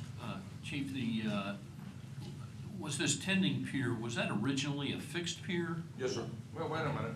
I want So I think the protestants, one of his letters talked about, believe he was that's what- concerned with a bulkhead or a That looks like a floater to me, sir. This may be fixed. I believe the owner's here. That's the floater here.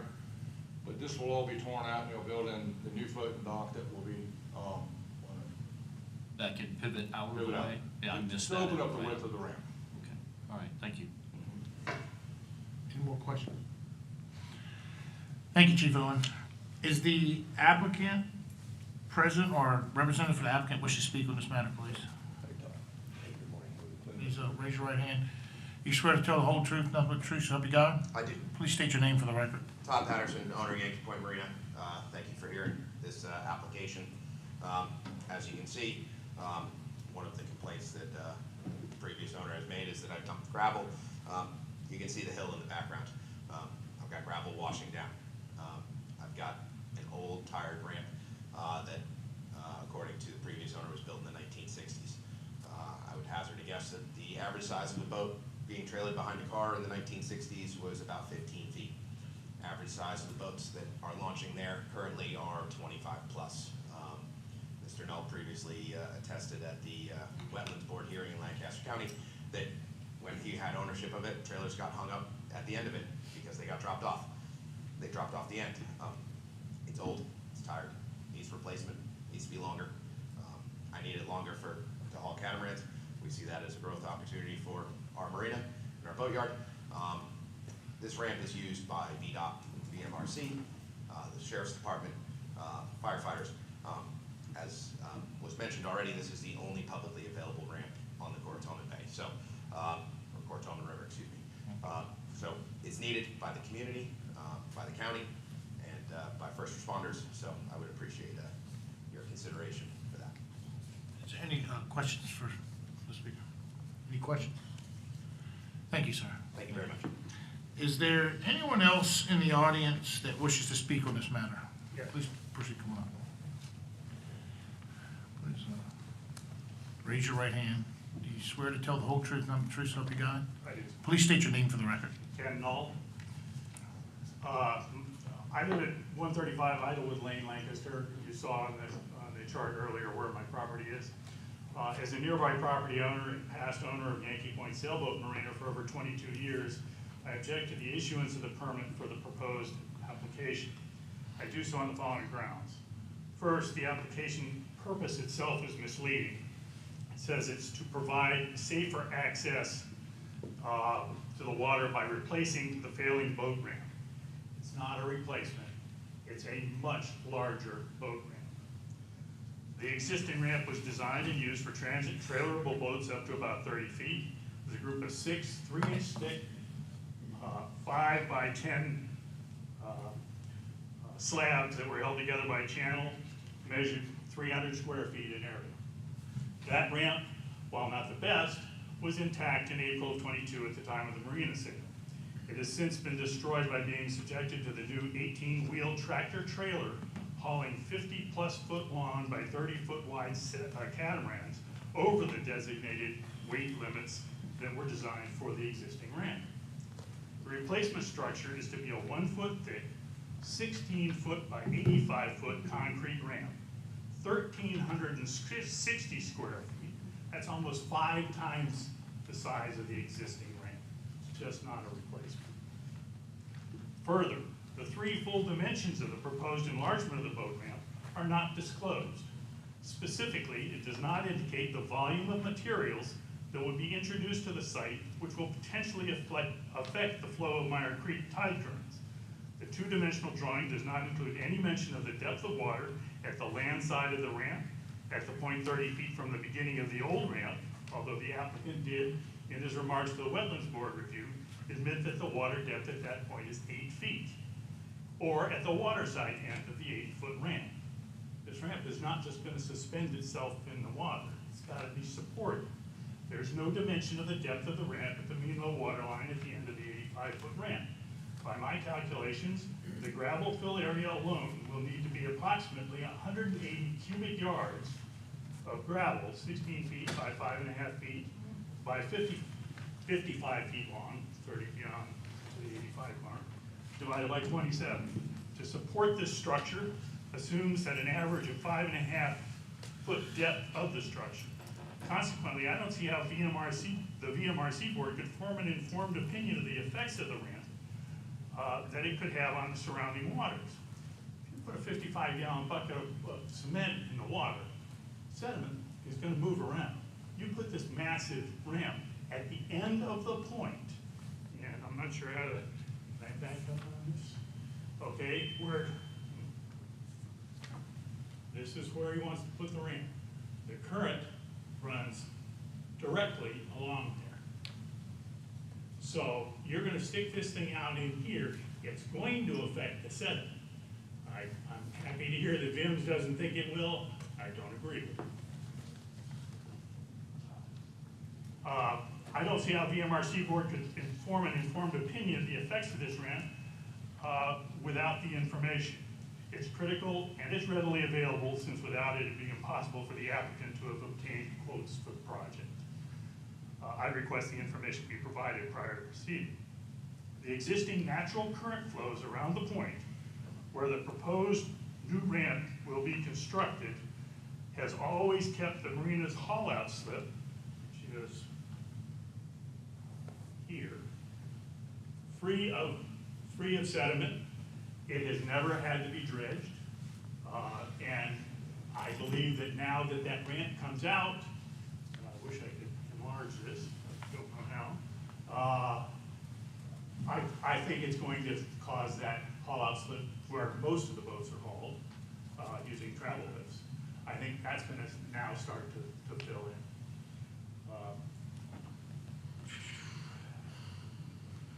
Okay, so I think that current has consistently kept the small bay just to the south of the point navigable to the 4 properties in this area. This is the 4 properties, oops, here. And this is my inlet where my dock is, and it's extremely susceptible to being filled in. That was dredged by somebody 6 years ago. The proposed new ramp does not meet the JPA scope of activities, JPA section 2B3, as it will, without a doubt, present a loss as defined in the joint permit application, section 5 definitions. A permanent discharge of dredged or fill material that change an aquatic area to dry land or increase the bottom elevation of a water body. The new ramp plans also violate JPA general conditions in JPA section 628 in that they will cause obstruction of high flows. Discharges of dredged or fill material must not permanently restrict or impede the passage of normal or expected high flows. North is up here. The winds are always in half the year, north to south. And that's going to push a lot of sediment. I don't see how it could not come around the corner. My neighbors have told me that many truckloads of gravel have already been put in place at this site. I didn't see it because it's not in the line of sight of my property. I did personally observe the barge-mounted excavator from docks on the bay at work. My property line of sight is straight across here. So I can see the docks of the bay barge here with a bucket pulling. See what they're pulling? Well, what else are they gonna pull? I request the board to ask the applicant if gravel has already been deposited on this area that allowed the hauling of the large catamarans, and 4 in there now. One of them destroyed the original ramp. The rest of them came in after. How did they get out of the water? I want to make it clear that I do not object to the applicant's desire to put in a ramp that's large enough to haul large catamarans. He's right. He has a right to improve his profitability. We need more catamaran marinas in the area. There are very few in the bay. However, being able to haul and repair launch catamarans will be a benefit to both Marina and the Lancaster County, as there are very few marinas in the bay that can handle large crafts. However, he does not have a right to inflict potential harm to our neighboring properties. Please remember, my wife and I successfully owned and operated this marina for 22 plus years through Hurricane Isabel and everything that's come since then. My main objection is that the applicant is proposing to put this ramp in the worst possible location on his property in terms of what the probable damage to the surrounding waterway and wetland areas, because simply that's where the... Sir, if you could wrap it up, please. I'll give you a minute. 2 seconds away.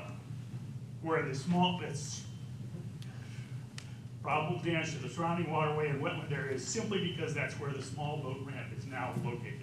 You fix the small boat, leave it for small boats. Less than 200 yards to the north of the proposed site is a natural cove with a gradual slope that's out of the current flow entirely. It is right here. And that is where a marine railway used to be. You can still see the rails in the water in the winter when the turbidity's down. That's where the location ought to be. It's completely out of the flow of the current. All right, sir, thank you. Your time is up. Any questions for the speaker from the commission? I let you go quite a bit longer. I didn't hear any time limits on anybody else. I was surprised. Don't be surprised here. Believe me, everybody knows it online. It's 3 minutes. Any questions? Thank you, sir. Thank you for your time. Is there anyone else in the audience that wishes to speak on this matter? Please proceed. It's 3 minutes, by the way, just in case you didn't read it. I'll give you about 30 seconds. Raise your right hand. You swear to tell the whole truth, nothing but the truth, so help you God? I do. Proceed. Can you state your name for the record, please? Sherry McDermott, I'm with Mac Rose LLC, I'm the permitting agent. I just have 2 quick comments. One is that the application is complete and truthful, and the second one is that Docks of the Bay has not done any work without a permit. So it's just to rebuttal that. Okay, thank you. Is there any questions for the speaker? Thank you, ma'am. Thank you. Is there anyone else in the audience that wishes to speak on this matter at this time? For or against? All right. Matters before the commission. Commissioner Green, I have a question for Chief Owen. Randy? It's pretty simple. I think I know the answer based off the recommendation, but your staff, sir, found this application to be complete, full, nothing incomplete, I guess, to address one of the comments, correct? Yes, sir. This is pretty straightforward. It's replacing boat ramp with a dry hydrant and tending piers. You know, you can see the quality of the drawings.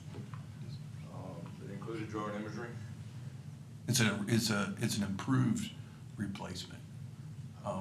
Yes. Yes, sir. Of course, I obviously provided the ground shots.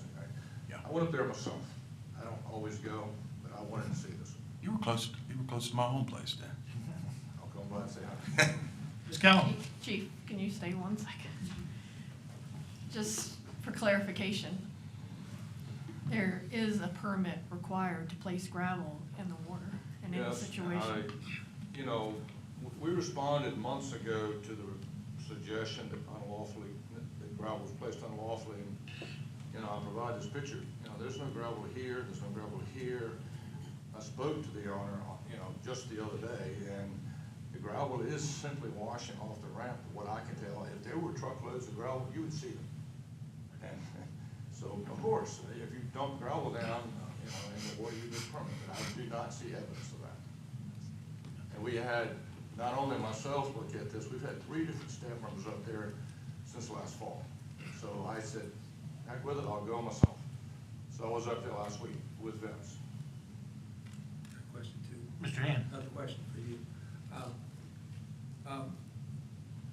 If the concrete is poured to create this boat ramp, is it gonna be at the level of the existing bottom?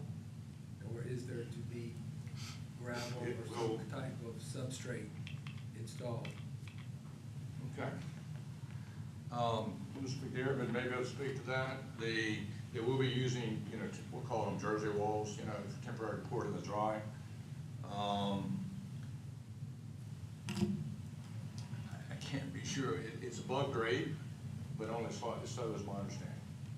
But, you know, To me, that's the important argument from the gentleman who's protesting, is bringing the bottom up to a point that it starts to affect flow. So- But if this concrete ramp is at or close to existing bottom, I would think it would not have a huge effect. I think that's the important question. Well, so these 2 gentlemen standing right here, they're sitting right over here. I asked them to go with me to answer that specific question, basically. And that answer has been answered by VEMS, and it's at the bottom of the slide. It is the opinion of VEMS that this ramp replacement will not affect road current patterns or sedimentation patterns in Myers Creek. So that's what scientific advice. Thank you. Randy, you put Dr. Lukenbach back to work real fast. I like it, I like it. Buddy, sits on my shoulder. Any more questions? So I have one. Can you, the protester mentioned that when the concrete ramp is in, that the flow from the, if I saw the map up there, can you pull it back up? The flow of the water right there would flow from the top down to the point where his house is. That would be the flow, the natural flow of the water. And I don't understand how that's gonna impact a concrete ramp. I think that's what. I'm gonna reiterate that it is the position of VEMS that this concrete ramp replacement will not affect existing current patterns in Myers Creek. I move that we accept the staff's recommendation. I got a motion to accept. Is there any more, I got a properly made motion, I'll hold it on the table before we say, any further discussion? All right. I got a second. I got a second by Associate Member Branson. Any further discussion? So I have a properly made motion by Associate Member White to accept staff recommendations for this project. I have a properly second, it was properly seconded by Associate Member Branson. Any further discussion? All those in favor say aye. Aye. All those opposed? An abstention. All right, I got 6-0, 6-0, and 1 abstention. Associate Member Kellum abstains. All right, Randy, I think you got one more, right? Now we're gonna go south, Virginia Beach.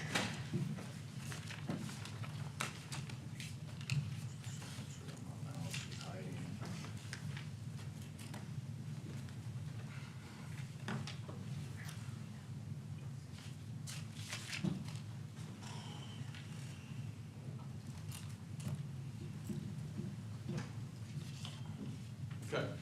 Westminster Canterbury on Chesapeake Bay is requesting authorization to move a field to repair and construct a new concrete pier for the exclusive use of the Westminster Canterbury residents and their guests as part of their campus expansion at their property off Ocean Shore Avenue along the Chesapeake Bay in the city of Virginia Beach.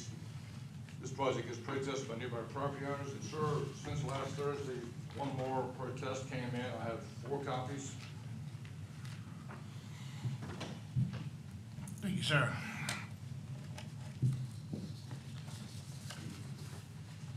This project is located in North Shore Drive and just east of Lynn Haven Inlet where the cursor is, and the city of Virginia Beach. Importantly, this is the site of the former New Haven Fish House and Pier. Just photographed on the slide. What remains today are the remnants of the pier. The old restaurant has been removed. The restaurant used to sit right here, but the remnant pier is still there. These are photographs taken by Tiffany in November of last year, and the Fish House sat here, the Fish House restaurant, and the pier does extend out into the bay, as you see here. At least it did in November. But importantly, the city nurses this area. I don't know the frequency, but they nurse it often, and you can see we're standing looking east of the old Fish House location, and you can see the difference in the beach profile pre and post nourishment. And when you do that, the remnant pier during the height of the nourishment is above mean level water and out of the water. Give it a short time, last week and a half ago, it's back in the bay again. That sand is moving and sorting west towards Lynnhaven Inlet. So the average encroachment is best estimated by the city's engineers. We're going to use the July 24 survey here. So this pier is proposed to be built in the same footprint, same length, out of concrete instead of timber, and about 3 feet taller. But the belief that it will sit approximately 197 feet channel to mean on water depending on nourishment events. It will be 3 feet higher on average, and on any given day between nourishment events, it will be somewhere between 10 and 15 feet above the beach, so that it'll be pedestrian and ingress and egress underneath it. This slide is current. We have 9 total comments, 8 opposed, and the comments range from the ongoing poor construction practices for the campus expansion on the upland, BCHEC assessed concerns during construction, change in the pier status from public to private.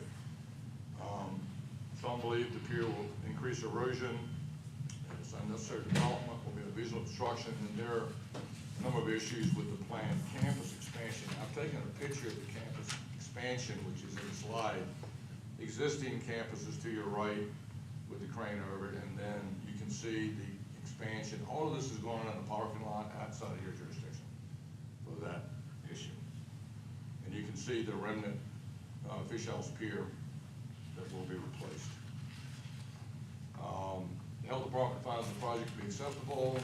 Public Works as well, and this did go in front of the Virginia Beach Wetlands Board for the encroachment on the beach for the pier portion. And I'm going to move to my written summary, but I want to point out this slide. Just, here you see in the dash yellow where the old Fish House restaurant sat. This is the remnant pier that will be replaced in the same footprint, length, and width. So this is your jurisdiction. It's over the pier portion of this project into the bay, past mean low water. The new, wider, they call it a pavilion, was authorized by the Virginia Beach Wetlands Board. And then I've left in the old historic photographs of the old Fish House and pier. I'm going to move to my written summary. The protestants' concerns regarding the broader expansion and overall construction of the Westminster Canterbury facility outside the purview of the commission and left to the local government. The pier will have a final minimum clearance of over 10 feet, allowing for the pedestrian passage beneath the pier. The applicant has also indicated the pier will be constructed in phases so that public beach access west of the pier will be maintained throughout construction. The City of Virginia Beach has authorized the pier encroachment through city-owned property. The city owns the beach portion, and there's an easement that allows this property to go, and we've discussed this with the city attorney's office. They're in complete support of it. The portion of the proposed pier and impacts of the state-owned submerged land are what are before you today, and we believe they are appropriately designed. We are sensitive to the protests of the nearby residents. As proposed, the pier will not exceed the footprint of the existing timber pier that's been there since, we believe, since the 50s. Staff feels that the project will not cause an increase of impacts to state-owned submerged land or adjacent beaches, and that any environmental impact associated with the construction of the pier anticipated to be minimal and temporary. Accordingly, after evaluating the merits of the project against the concerns expressed by those in opposition, And after considering all the factors in 28-2-1205A of the Code of Virginia, we will recommend approval with an assessed royalty of $3,940 for the encroachment over that same square footage at $1 per square foot, sir. Thank you, Randy. Any questions from the commission? Mr. Branson? Sir. Chief, thank you. First, I thank your staff. I know Tiffany's been working this issue or in previous issues with this location. A lot of read on here. I'm aware of that pier growing up in Virginia Beach. I was very familiar with Lynn Hayden Fishing Pier. And it's been used by the residents of the Commonwealth for about 60 years. The property, if I recall, was deeded by the city to the company and their successors in perpetuity, with the express statement in here for a fishing pier, parking, commercial use, all that it did. The initial application by this company was for single use. It was private, no public, no commercial. And then over the series of revisions of this, it was changed to multi-user, I think that was the category, that include community. But that's not really true. They marked it multi-use, is that the right term in their application? Correct, sir, yes. But that's not what they intend to do with it. It's not gonna be open to the public. No, And sir. I'm respectful of the deed and the transfer and up, down to the mean low water mark, which is the jurisdiction of the city, and seaward of the mean low water mark is our jurisdiction. Yes, sir. And I question whether there's, the best use of Commonwealth resources to put a private pier for exclusive use, non-public, knowing that I know about the deed transfer years ago, that's in the best interest of the Commonwealth. So, Any more questions? Thank you, Randy. Appreciate you. Is the applicant or an agent for the applicant here and wish to speak at this time? Please come forward.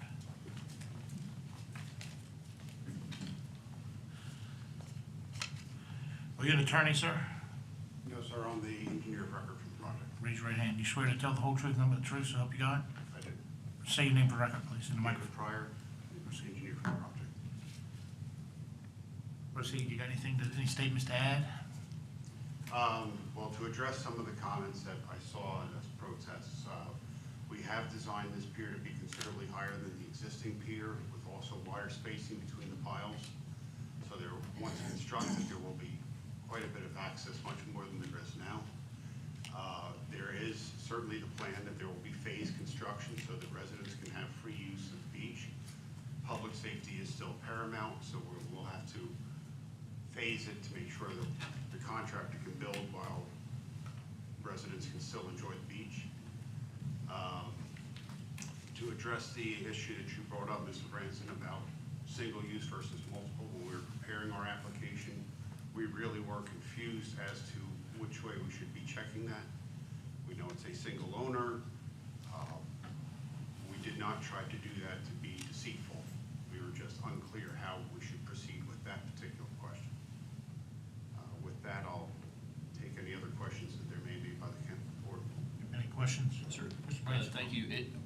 What I mean is, your initial application said private only, non-commercial, single use, and you later changed it to multi-user, which would include the public, but that's not what you're gonna do. So the current application now says it's gonna be open to, quote, community, I think it was. I tried to find it on here, I couldn't find the original application. But that's not what you're doing. It's still single use, private, only for the residents of that condo or that establishment. I don't dispute what you said. You are correct in what you were saying. Any more questions? I just stated that we did not intend to be deceitful with that. That's all. Any more questions? Thank you, sir. Is there anyone else in the audience wish to speak at this time? Please come forward, ma'am. You seem excited to speak. Raise your right hand. You swear to tell the whole truth, nothing but the truth, so help you God? I do. State your name for the record. Kaylee Martinez. I'm with David Pryor and the Westminster Canberra team. I prepared the application. Can you speak into the microphone? Sorry, I'm a soft speaker. Mr. Bransom, We were advised by the city to change it to multi-use, so that was the reason for the change. And I get it, the city's authority stops at the water line. Our authority starts at the mean low water mark seaward.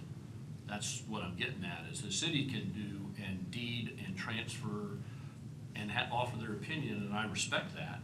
But what you see on that picture right there was a public pier used for 60-plus years by the Commonwealth citizens, and now a nicer, newer pier will go in, but it's not gonna be any use by the public.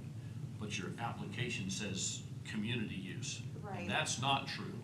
So as we were advised by the city, that's the reason for that.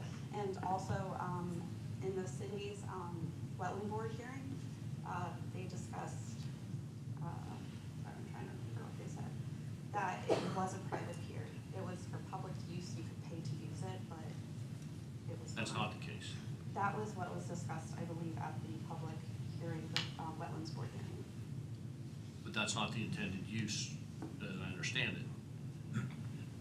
I guess I'm just communicating to you what was discussed with the city and the reason for the verbiage in the permit.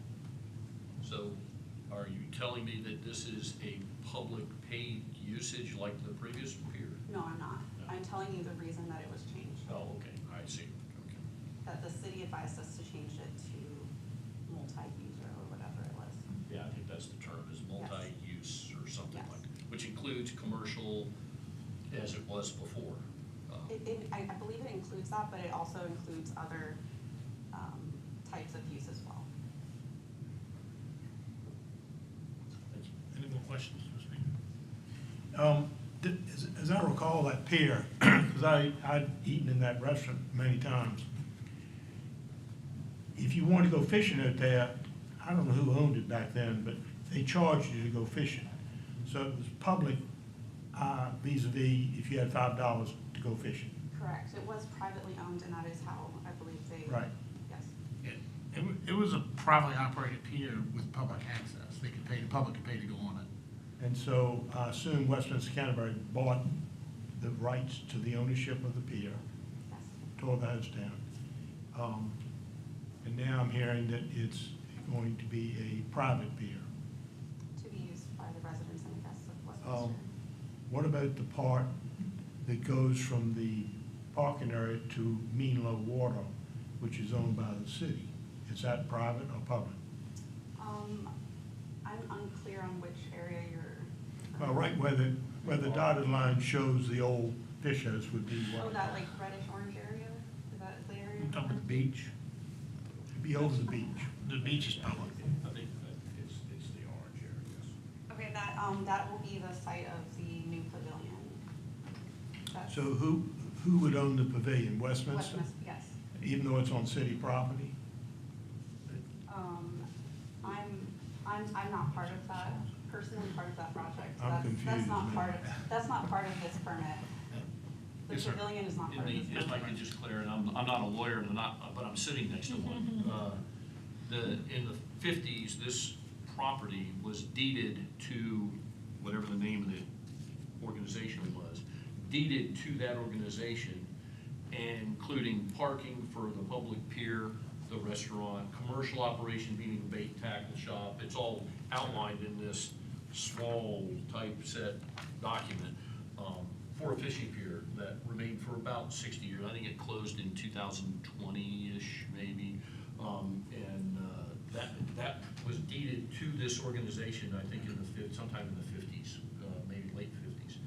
So that agency, organization, whatever, they have the perpetual rights to that property to do what they want to do. And now they come for their private pier to be constructed where the old one was. Hope that clears it up. So. Any more questions? Just clarification, it's my understanding that the proposed new pavilion is not the MRC. Not our jurisdiction. The pavilion, and I'm speaking for the chief of Habitat, the pavilion to the mean low water mark basically Shore Drive, the parking lot, to the mean low water mark is none of our concern. At the mean low water mark and everything wet, that's us. It's just the dock, guys. It's simple. Yeah. We only have the dock. We can beat that orange area up all you want, but you're getting out of your road, your lane. That's all I'm concerned about. So, any more questions? Thank you, ma'am. Is there anyone else in the audience that wishes to speak? That being said, matters before the commission.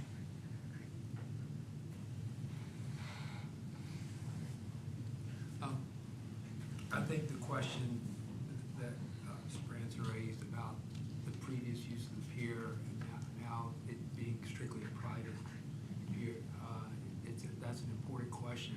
If this was fully open to the public in the past, I don't think they're asking to replace a public pier, and I would probably be steadfast against its approval based on the fact that very few people benefit and a lot of people, it's gonna be a little more obstruction of view if it's a taller pier. I think there's already enough access to walk under it or drive small vehicles under it.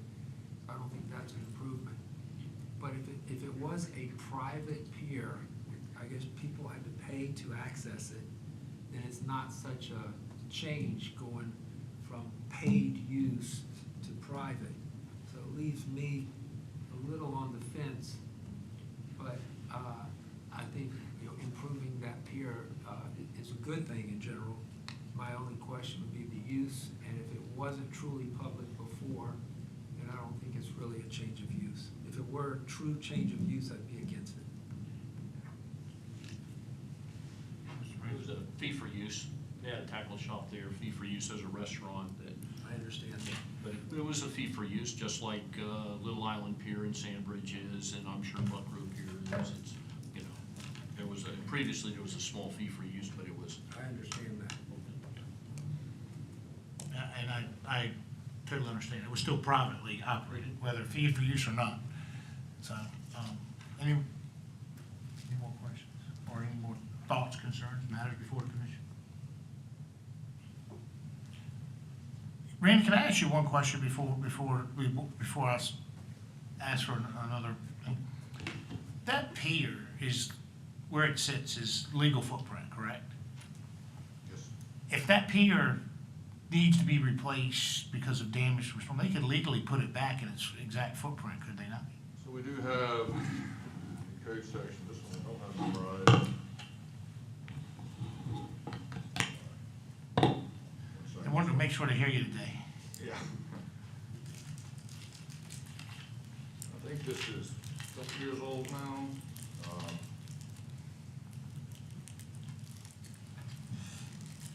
I don't believe our code book is printed actually. Covers it. Yes, it does. I'm reading for Kelsey 28.2, 1203, A as an apple, 6.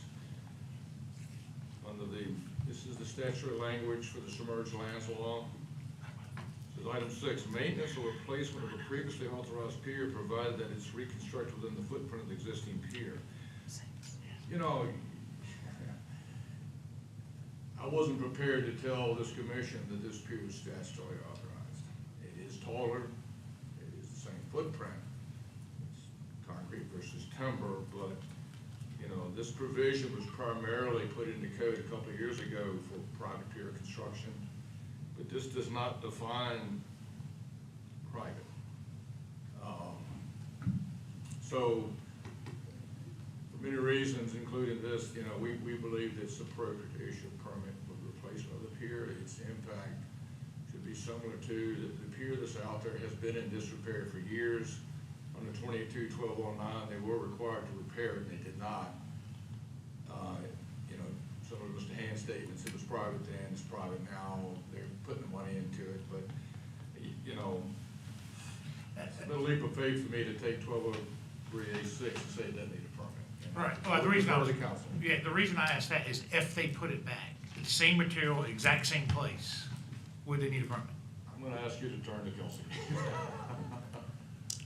Yep, an argument could be made, sir. I think the big question is it a change of use? That's where I'm not clear, that's a legal question, I Well, it think. was privately owned before, they just charged the public to go there. The use isn't questioned in item 6. Sorry, yeah. I don't see a differentiation. I've read that code many, many times. I didn't see a differentiation. Yeah, it doesn't have a differentiation. We do have other code sections that talk about private versus commercial, I believe. I mean, if we were talking about it being replaced, like, within the bounds of where it is, and I mean, I might also include height in that, then we might, it might be statutorily authorized. I don't know that them changing it from pay to use to private use is contemplated in the statutory exemption.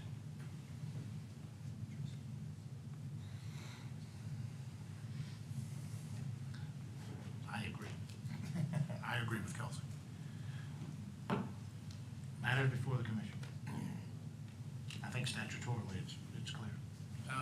It seems to me that this was privately owned, and whether or not there was a fee charged for use and things like that, I guess that dates way back, and it's perfectly fine, but it seems like it was a private transaction for the purchase then of this older structure up here, and they're looking to replace that. Whether or not they choose to, maybe in the future, open it to the public as a fee-based, charge is really up to the private ownership. This doesn't restrict access to the beach. So I'd be in favor of the project. I understand there's a bunch of opposition, but none of them have shown up to testify today.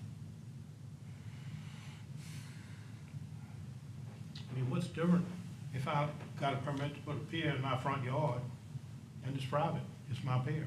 I paid for it, it's on my property, and it's private, nobody else can go on it. What would be the difference in that and this? Well, I mean, this one is a little bit more complex in my opinion. I think Assistant Branson brought it out where that access area was kind of deeded to them years and years ago because With intent. with the information we have is intent for it to be open to the public, even though it was privately owned. But that's what I got from Mr. Branson's statement. Is that correct? Yes, sir. So that's the only difference is that years ago it was deeded, given to them or sold to them in a manner because they were going to operate like this. However, yes, it is privately owned currently.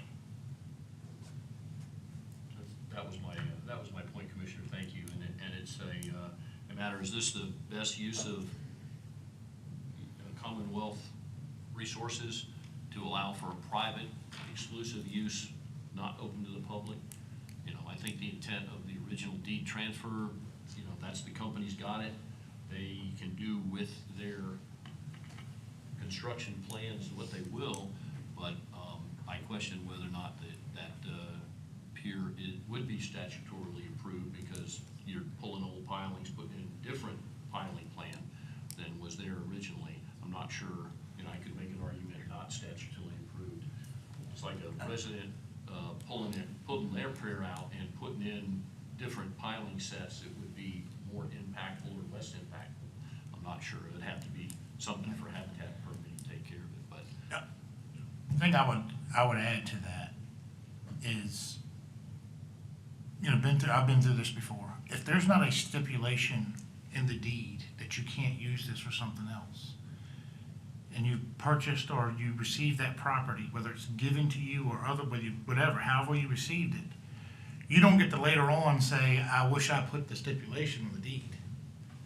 It's got to be on the front end, not on the back end. So if you had a gentleman's agreement with it not being specifically in the deed, and I'm not going to speak like a lawyer, I'll refer to Kelsey. I don't know how we can hold them to that if it's not listed. You can't do this once we give you this property, the Commonwealth property, that you can't ever do anything else with it. And I haven't seen that presented today. I mean, I would, and Randy, maybe I'm overlooking something, but if they decided tomorrow to close that pier to the public and not allow paid use. They're not replacing anything. They're just deciding we're not gonna allow people to pay to use it anymore. I don't think that that would require a permit from us. I mean, Randy, correct me if I'm missing something. You know, if the previous owners of Thunder Fish House said tomorrow we're gonna stop allowing the public, you know, it was permitted as a commercial structure as this would be if you permit it, and I don't believe that. I'm gonna agree with Costello. Thank you. It's kind of a rock and a hard place. Yeah, so if the only thing is an understanding about the deed, this commission does not decide property rights or whether someone is violating a deed. But certainly they don't have to keep it paid use if we deny this permit. Mr. Haynes? I have a question leading towards a motion. And my question is the height of this here above mean low water, the overall height of this structure, including railings above mean low water. Did I hear that it was 5 feet above, what is it, the existing? 3 feet. 3 feet The tall- reason it's 3 taller feet than the taller, is existing. that correct? Just shake your head for me. 3 feet tall. If you talk, you have to come to this microphone. Yes, about 3 feet. About 3 feet. And how much clearance is there above mean low water to the deck? Clearance? 13. Come No, up to you the gotta microphone. speak. Remember, guys, this is not a firehouse meeting. I don't mind you coming up here if they're asking you questions, but don't yell in my commission. Please state your name for the record. Thank you. David Pryor. Proceed. It is 13.6 feet to the bottom of the deck. Yeah, so open air from mean low water up to the beginning of the structure. 13.6 feet. Understand. So is it that, is it because of potential storms in the future? Is that why it's at that level? Well, that is one of two reasons. The other reason is to make it at the same level as the pavilion that is being built there that it's going to join up to.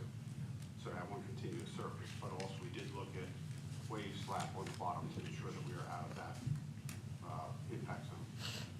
Thank you for that. Thank you, sir. So now I'm ready to make a motion. Floor is yours. So, given that height it probably makes sense, I would move to go with staff recommendation.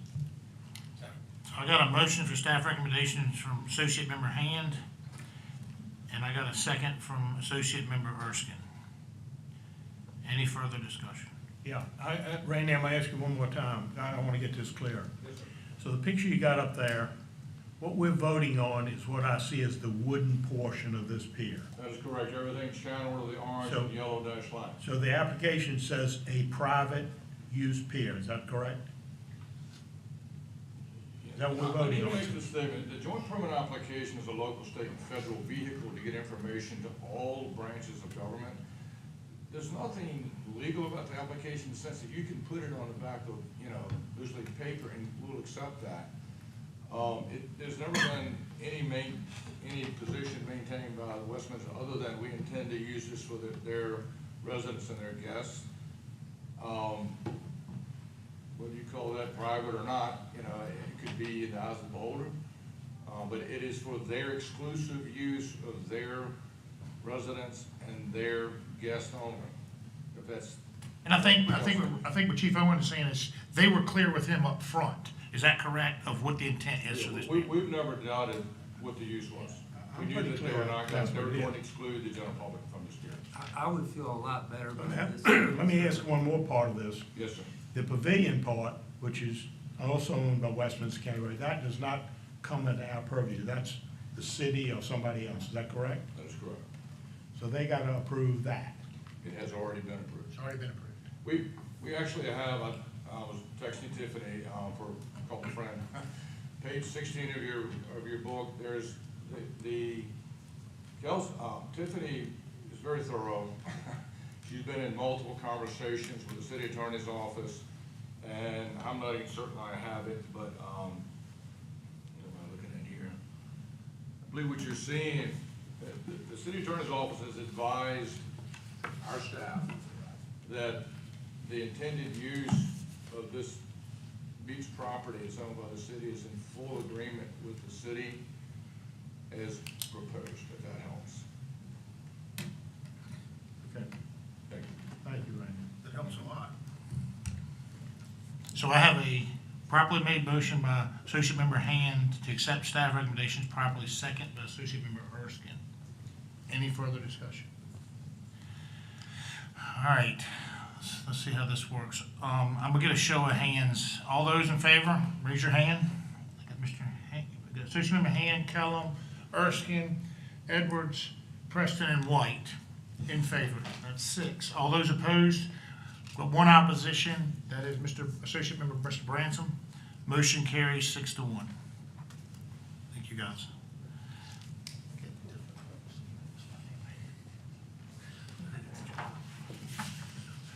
All right, so thank you all. Randy, thank you. You did a great job on that. I knew that was, you'll get some hard questions. So, all right, everyone, that being said, we are now at our portion of the public comment period. And is there anyone in the public that wishes to speak at this time? Please come forward. I'll take this gentleman up front first. Let's take the gentleman up first. Please take your hat off when you're addressing the commission, please, sir. Raise your right hand. You swear to tell the whole truth, nothing but the truth, so help you God? I do. Please state your name for the record and the microphone. Richard Zadowich. Okay, I'm proceed. here concerning my crab pot, tail pot license. Okay. They got frozen a number of years ago when they had the buyout, right after the buyout. And I was here trying to see about getting those back. Okay, first, I don't think you're the only one here today. I think Mr. Westcott is here for this as well. So if it's okay with you and okay with council, can we hear from everybody that's had this Yeah, that's situation? fine. And then I'll call Mr. Gristow. Please come forward, Mr. Westcott. And thank you too, sir. So yours was frozen in 2008, is that correct? Is that 2008? Yes, sir. I think Deputy Commissioner Grish has gotten some calls on this. Raise your right hand. Do you swear to tell the whole truth, nothing but the truth, so help you God? I do. Please state your name for the record. David Crockett, Westcott C. Proceed. Yes, sir, I've got, I started crabbing back when I was 18 years old on my own. I worked with my father and several other people in Seaford before then. I had a crab pot license up until, when we came out with the card, I believe it was in 89, 93. 93. Well, I have records back to 89. So, they came out and said that if you hadn't had 2 years, and I believe it was in the 80s or was it in the 90s, that you hadn't had your license 2 years, you weren't eligible. Everybody that went and bought one, they got to keep them. I told my friends, I said, they're not gonna let you keep them, but they did. I didn't do it. So I ended up buying the license from Stevie Carter over in Rescue.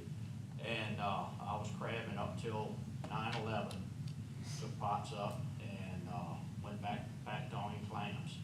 And I continued to buy my license, and was at the old building down Newport News. And Jack Travelstead, commissioner at the time, told me, he says, you don't have to keep buying your license to keep them up. So I took his word for it. Next thing I know, they're put on the inactive list. And I can't get them off. I'll be 75 in June. I'd like to have my license on my card. I did nothing wrong.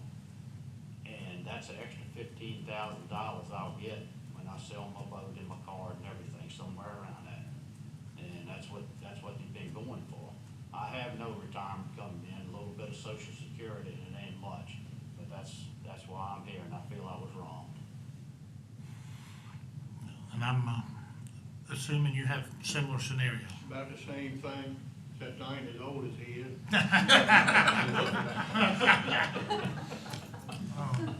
So, are there any questions from the commission for these gentlemen? I have one, sir.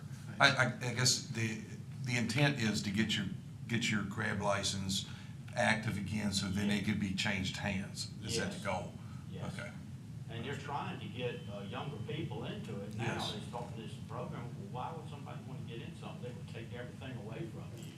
That's the way I look at it anyhow. I also have a 20-year-old grandson that's in it, and he's kind of stuck in the oyster side of it right now.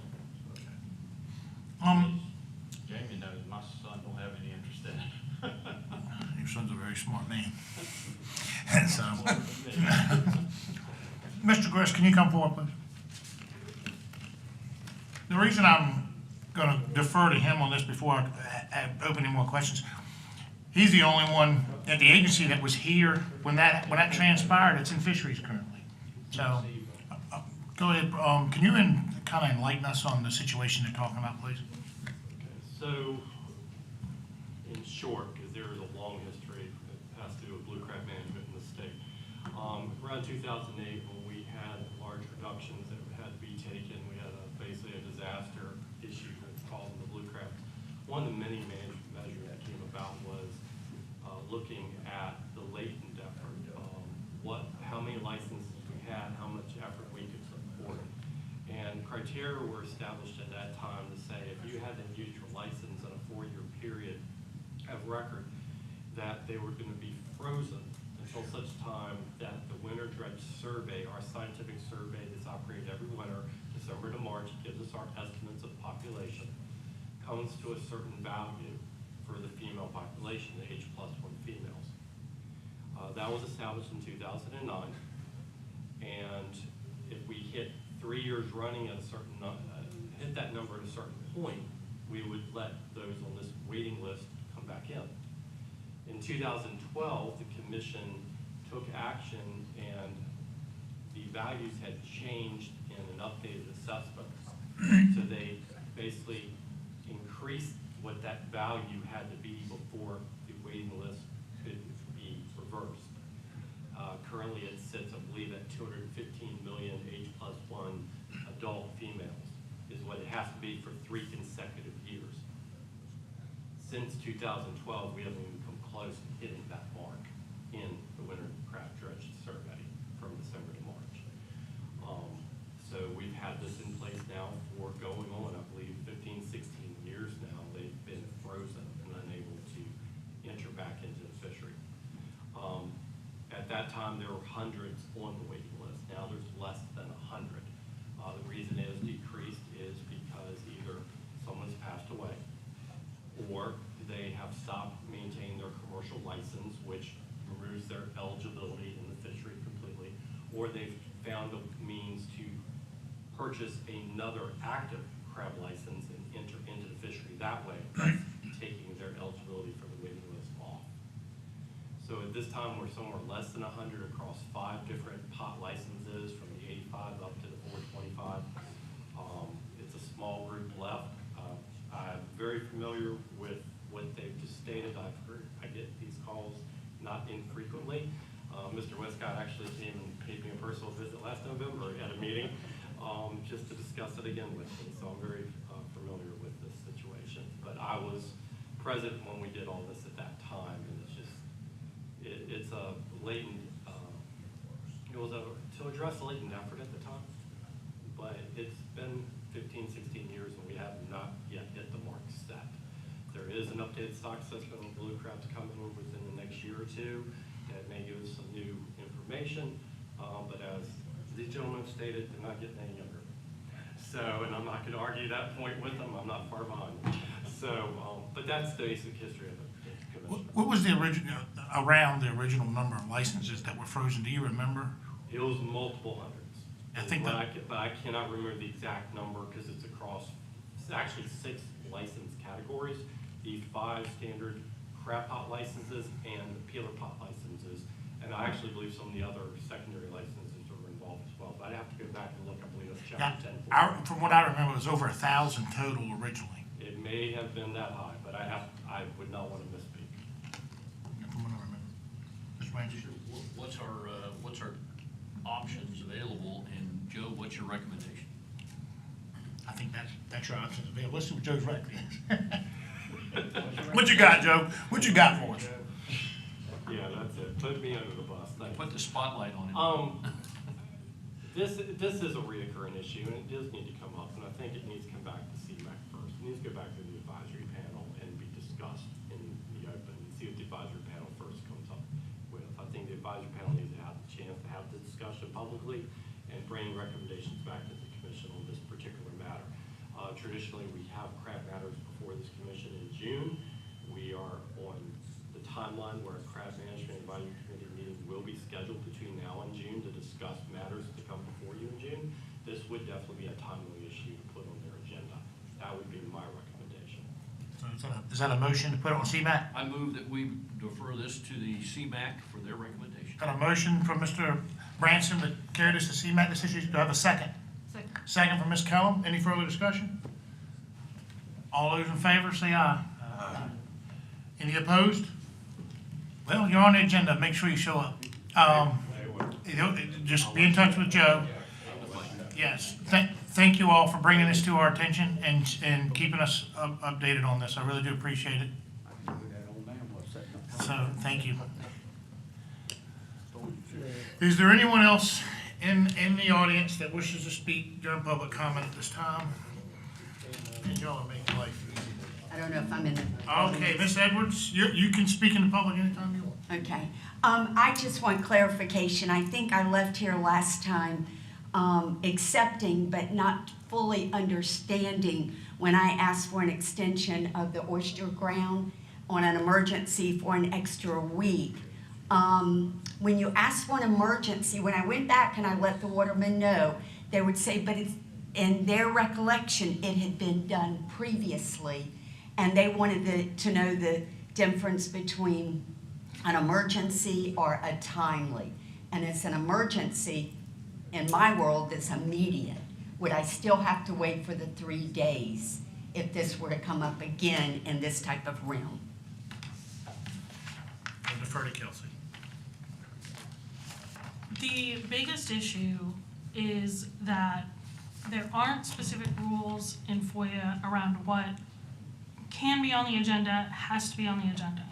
My issue is if I get surprised with it in a meeting, I don't know if, like, when this arose, when it was decided that it would be brought up. If it was decided more than 3 days before, or even the day before, where the agenda could have been updated, or even if it could have been updated at the beginning, I don't know if there was any material that prompted this change that then needs to be provided to the public. There's a lot of considerations behind when we bring things up, especially when we're talking about regulations. It's one thing to have a member of the public come up and we didn't know that they were going to be asking for something and we act on it. It's another when we're talking about a regulation. So if it truly was something that arose as you walked in the door or immediately before this morning, then yeah, you could. The issue is if it arose anytime before that, there isn't any case law on this, but I don't think a court would look fondly on knowing that something is going to be brought up, especially a regulation, and not updating the agenda, not providing things in the packet. That's my concern. And so, agendas, I've talked to the FOIA Council about this, agendas can be updated, can be added to, even right at the beginning of meetings. There's no rule, there's no definitions in FOIA about when that has to happen. My recommendation would be to update the agenda, put it on the agenda. Whenever you find out that you need to do this, just put it on the agenda. And I think that's the safest thing to do in order to, even if there's no case law that says this is definitively a violation of FOIA, in my opinion, there is a risk of litigation, of us creating bad case law. And I don't think I think it's an issue that may never get appealed, but it can be appealed. So that is what I would recommend that you do. Obviously, you don't have to take my advice. All right, well, I just wanted to make sure I and the other associate commissioner had the process down. What is the process? Thank you. Thank you for that. And I didn't have any knowledge enough to get the FOIA requirements, so I wouldn't have been able to help with that. So, on the I had to ask the FOIA council, So- the people who do this every day. Yeah, I wouldn't have had much help for you there. So, well, thank you for the point of clarification. Is there anything else? All right, guys. That being said, there being no further business, this meeting is adjourned. The next commission meeting will be held on Tuesday, April 22nd, 2025.